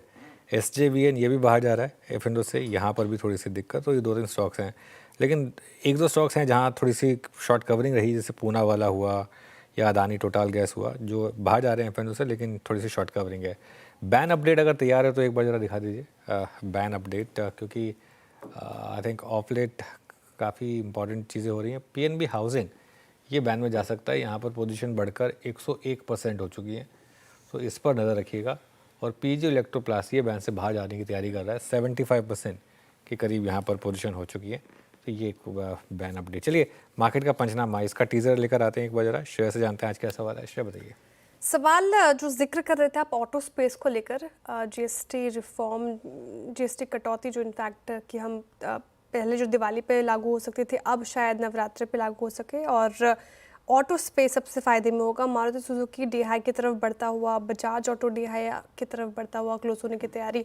सवाल मारुति सुजुकी पे पूछ रहे हैं रचना जी, और इनका सवाल है कि पोर्टफोलियो में है इनके अच्छे खासे प्रॉफिट में है, करना क्या चाहिए? यहाँ से अभी होल्ड करेंगे या फिर प्रॉफिट बुकिंग करके एग्जिट कर लें? देखिए, जो index stocks already life time पर हाई पर हैं, वो अगली बुल मार्केट के लीडर है। एक सिंपल रूल है, अब इसमें तो मैं GST जोड़ भी नहीं रहा, GST वाला एंगल और जोड़ दीजिए तो मारुति का चार्ट बहुत स्ट्रांग है, सारे के सारे ऑटो पैक्स के चार्ट जो हैं वो बहुत स्ट्रांग है। लेकिन कोई स्टॉक्स जो लगातार 52 वीक हाई बना रहे हैं बाय डिफ़ॉल्ट, और अगर जैसा उन्होंने कहा कि काफ़ी प्रॉफिट में, मारुति में हर कोई प्रॉफिट में होगा, लाइफ टाइम हाई पर है, तो लॉस में तो कोई होगा नहीं। विदाउट अ डाउट इसमें बने रहना आपको। और समझिए अभी तो GST कट आया, और उसके बाद अगर डिमांड इंप्रूव हुई, अगर सबका इम्पैक्ट दिखना शुरू हुआ, एक समय था श्रेया, ये मारुति का स्टॉक एक नेक्स्ट लेवल का था, जो पिछली बुल मार्केट थी उसका लीडर था ये। फिर 5-6 साल काफ़ी बेयरिश फेज रहा, अब 5-6 साल की अंडर परफॉर्मेंस ख़त्म कर रहा है स्टॉक। तो अगर 5 साल का चार्ट पता नहीं मुझे, 5 साल का हाँ 5 साल का चार्ट देखिए आप, काफ़ी समय तक ये स्टॉक एक रेंज में रहा, अब उसको एक आउट परफॉर्मेंस फाइनली दिखा है, तो बिल्कुल विदाउट अ डाउट बने रहना चाहिए। बिल्कुल। मैं दूसरा सवाल ब्लू स्टार पे, अभी शिल्पा जी की पिक भी थी, यहीं पे सवाल भी है, वाइट गुड स्पेस आपने कहा ये भी फोकस में रहेगा, अब यहाँ पे क्या करना चाहिए? देखिए ब्लू स्टार में मुझे लग रहा है एक बड़ी रैली हो चुकी है, और ब्लू स्टार में जो एक फ़र्क आएगा कि अभी जो जीएसटी कट आ रहा है वो विंटर में आ रहा है मोर और less. Blue star pure AC company है, तो मुझे लग रहा है कि एक बार की इसमें रैली हो चुकी है, हालांकि जरूरी नहीं है कि दोबारा ना हो, लेकिन मेरे ख्याल से अगर आप जीएसटी कट को ही प्ले करना चाहते हैं तो ब्लू स्टार से बेटर और अपॉर्चुनिटीज़ हैं, auto, FMCG, real estate, I think वो बेटर रहेगा शायद। ओके, तो ये फिलहाल एक व्यू ब्लू स्टार पर। 3:35 पर हम आपके साथ जुड़ेंगे सीएनबीसी आवाज़ के सभी सोशल मीडिया प्लेटफॉर्म्स पर, एक्स पर, यूट्यूब पर, इंस्टाग्राम पर, साथ ही फेसबुक पर। तो जितने भी सवाल है आपके पोर्टफोलियो रिलेटेड आप हमें सोशल मीडिया पे पूछ सकते हैं। 3:35 पर मैं और अनुज सर रहेंगे आपके साथ। और स्टॉक्स की बात करें जो अच्छी क्लोजिंग की तरफ बढ़ रहा है, मारुति सुजुकी का हमने जिक्र किया, साथ ही पावर ग्रिड, अब बजाज ऑटो देखिए यहाँ पे भी एक्शन, निचले स्रोत से अच्छी रिकवरी इन पर्टिकुलर काउंटर में भी आपको देखने को मिलेगी। पावर ग्रिड में निचले स्रोत से अच्छा सुधर कर बजाज ऑटो देखिए डेज हाई की तरफ बढ़ता हुआ। इसके अलावा पावर स्पेस से आप देखिए कोल इंडिया भी निचले स्रोत से यहाँ पे भी रिकवरी देखने को मिल रही है। अब पावर स्पेस, पावर ग्रिड, कोल इंडिया जैसे स्टॉक्स में जहाँ पे तेज़ी है, हाँ एक बार मानस जी आप देखेंगे पावर ग्रिड का चार्ट। पावर ग्रिड लगभग निचले स्रोत से अच्छी खासी तेजी के साथ आप देखिए, हालांकि ज़्यादा तेजी नहीं है लेकिन फिर भी 0.25% की तेजी के साथ कर रहा है कारोबार, क्लोज होने की तैयारी। इन लेवल्स पे कैसा लग रहा है? देखिए जब तक 20 डे मूविंग एवरेज के ऊपर ना निकले मेरे ख्याल से तो यहाँ पर खरीदारी नहीं करनी चाहिए। हालांकि ये सही है कि स्टॉक एक बहुत ही इंपॉर्टेंट सपोर्ट के पास में ट्रेड कर रहा है जो कि 280 रुपए है। तो अगर किसी के पास लॉन्ग पोजीशन है तो 280 के स्टॉप लॉस से स्टॉक को होल्ड किया जा सकता है, लेकिन फ्रेश खरीदारी तो 290 के ऊपर ही करनी चाहिए। फ्रेश खरीदारी 290 के ऊपर ही होनी चाहिए। इस बीच वो जो बात मैं कह रहा था ना कि आज सारे प्रॉफिट कैश में कन्वर्ट हो रहे हैं हॉस्पिटल स्टॉक्स में, फोर्टिस, मैक्स और अपोलो, तीनों के तीनों आज जो करंट मंथ फ्यूचर्स है उसमें आज ऑफलोडिंग हुई है और गंभीर ऑफलोडिंग हुई है बहुत दिनों बाद। अब लेट्स सी, आई मीन ये सिर्फ एक्सपायरी के या फिर सीरीज़ के एंड की प्रॉफिट टेकिंग है या क्या है। अपोलो में भी आज अगर आप डेली चार्ट्स पे देखें तो ये बहुत ओवरबॉट था, थोड़ा कैंडल रिवर्सल है। फोर्टिस का जिक्र मैंने किया ही, 10 डे मरूटा और मैक्स हेल्थ केयर, ये तीसरा स्टॉक जिसने जो पिछले 20 दिन में काफ़ी सर्विंग देखी, इसने इवन 50 डे तोड़ दिया। और मतलब कमज़ोरी के क्रम में कहाँ लीकर स्टॉक्स में Radico Khaitan at all time high 2900 के स्तर पे, और यूएसएल में एक फियर ऑफ कोलैप्स, मतलब multi month multi year base को तोड़ने के कगार पे ये काउंटर। राजेश पालवे जी आपको क्या लगता है, आई मीन अगर ये 1310, 1300 या फिर 1290 ये आखिरी छोर है, अगर किसी के पोर्टफोलियो में हो भी, अगर इसको वायलेट कर दे तो क्या आप लिकर में ही किसी और दूसरे स्टॉक को प्रेफर करें ऐसे सर्कमस्टेंसेस में? तो आई थिंक वीरेन जी, यहाँ पे जिस तरीके से स्टॉक में वीकनेस बनी है, हमें लगता है कि यस 1300 इसके लिए important and crucial support area, अगर वो टूटता है तो फिर इसका जो डाउन मूव है करीब 1260 1270 की तरफ भी बढ़ते हुए दिखेगा। तो हमें लगता है अगर लीकर स्पेस में ही बने रहना है तो लीकर स्पेस में जो दूसरा स्टॉक है रेडिको, तो एक यहाँ पे क्लियर अप ट्रेंड में यहाँ पे पोजीशन ली जा सकती है। वहीं अगर हम देखें तो यहाँ पे इसी स्पेस में ग्लोबल स्प्रिट को भी देखा जा सकता है। ये स्टॉक भी एक अपने प्रीवियस स्विंग हाई को यहाँ पे निगोशिएट करते हुए दिख रहा है, तो यहाँ पे भी एक ब्रेकआउट की तैयारी होते हुए दिख रही है। तो हमें लगता है रेडिको एंड ग्लोबल स्प्रिट, ये दो स्टॉक पे फोकस किया जा सकता है इस स्पेस में अगर यहाँ पे बाइंग अपॉर्चुनिटी देखनी है तो। ग्लोबल स्पिरिट्स, कुछ दिनों पहले गाबा सर ने भी इस पर कॉल दी थी। अच्छा, जुबिलेंट पर आज किसी ने कोई अब तक शायद ट्रेड नहीं दिया। मानस एक बार जुबिलेंट फूडवर्क का चार्ट देखिए, एफएनओ का सेकंड टॉप गेनर 4.5% ऊपर रहा, क्या भी रहेगा? देखिए जगह तो सही है जहां से रिकवरी देखने को मिल रही है। आई थिंक शायद यहाँ पर रिकवरी कंटिन्यू हो सकती है क्योंकि 10 और 20 डे मूविंग एवरेज को रिगेन किया है। ऊपर की तरफ 670 आपके टारगेट रहेंगे। अगर आप एक ट्रेड लेना चाहें तो खरीदारी करने का ट्रेड होगा, लेकिन एक स्ट्रिक्ट स्टॉप लॉस 634 के नीचे जरूर से लगा के रखिए। ओके, एक बार अमित जी के पास चलते हैं। अमित जी, एक बार क्रॉम्पटन का चार्ट देखिए। क्रॉम्पटन कंज्यूमर जो F&O का हिस्सा है 323 के आसपास, शानदार क्लोज यहाँ पर। कोई व्यू है स्टॉक पर? जी वीरेंद्र जी, अनुज जी एक सपोर्ट लेवल से रिवर्सल दिखाने की कोशिश कर रहा है। स्टॉक 10 डेमा रिगेन करा, तो मुझे लगता है इस रिवर्सल में 330 तक के टारगेट्स पॉसिबल है। स्टॉप लॉस यहाँ पे हम 317 रुपए के रखेंगे। ओके, क्रॉम्पटन पे ये व्यू शानदार क्लोज की तरफ बढ़ रहा है और डेज हाई पर इनफैक्ट लगभग 2% की तेजी के साथ क्लोज होने की तैयारी। आईटी स्पेस के अलावा अगर आप देखें जिस स्पेस में आज खरीदारी हमें देखने को मिली, दूसरा रियल्टी स्पेस भी लगातार आप देखें तो यहाँ पर आज पूरे सत्र में 1% से ज़्यादा की तेज़ी थी, लेकिन थोड़ा इंट्राडे में हल्का सा फिसला। सोभा, DLF, रेमन, प्रेस्टीज जैसे Oberoi realty, in fact Godrej properties सभी में अच्छी खासी तेज़ी, लगभग 1.5% की तेज़ी सभी पर्टिकुलर काउंटर्स में आपको देखने को मिलेगी। DLF पर राजेश पालवे जी आपसे राय जानना चाहूँगी। काउंटर कैसा लग रहा है आपको इन स्तरों पर 772 पर? अब जिनके पास नहीं है वो क्या करे, या फिर इन लेवल्स पे खरीदारी की सलाह होगी? तो देखिए, करेक्शन के बाद यहाँ पे most of the real estate stocks में एक रिकवरी का साइन तो यहाँ पे बनते हुए दिखा है। DLF का अगर नियर टर्म चार्ट पे स्ट्रक्चर देखे तो एक फॉलिंग ट्रेंड लाइन के आसपास ही है, अब ट्रेड करते हुए देखने को मिल रहा है। हमें लगता है यहाँ पे जो ब्रेकआउट बनेगा वो करीब 778 के ऊपर अगर ये स्टॉक के प्राइजेस निकलते तो यहाँ पे एक ब्रेकआउट ट्रेड बनते हुए दिखेगा। ऑलमोस्ट अभी अगर आज के ट्रेड को देखें तो ये ऑलमोस्ट अपने 20 डे मूविंग एवरेज के आसपास ही ट्रेड करते हुए देखने को मिल रहा है। 778 इंपॉर्टेंट लेवल है।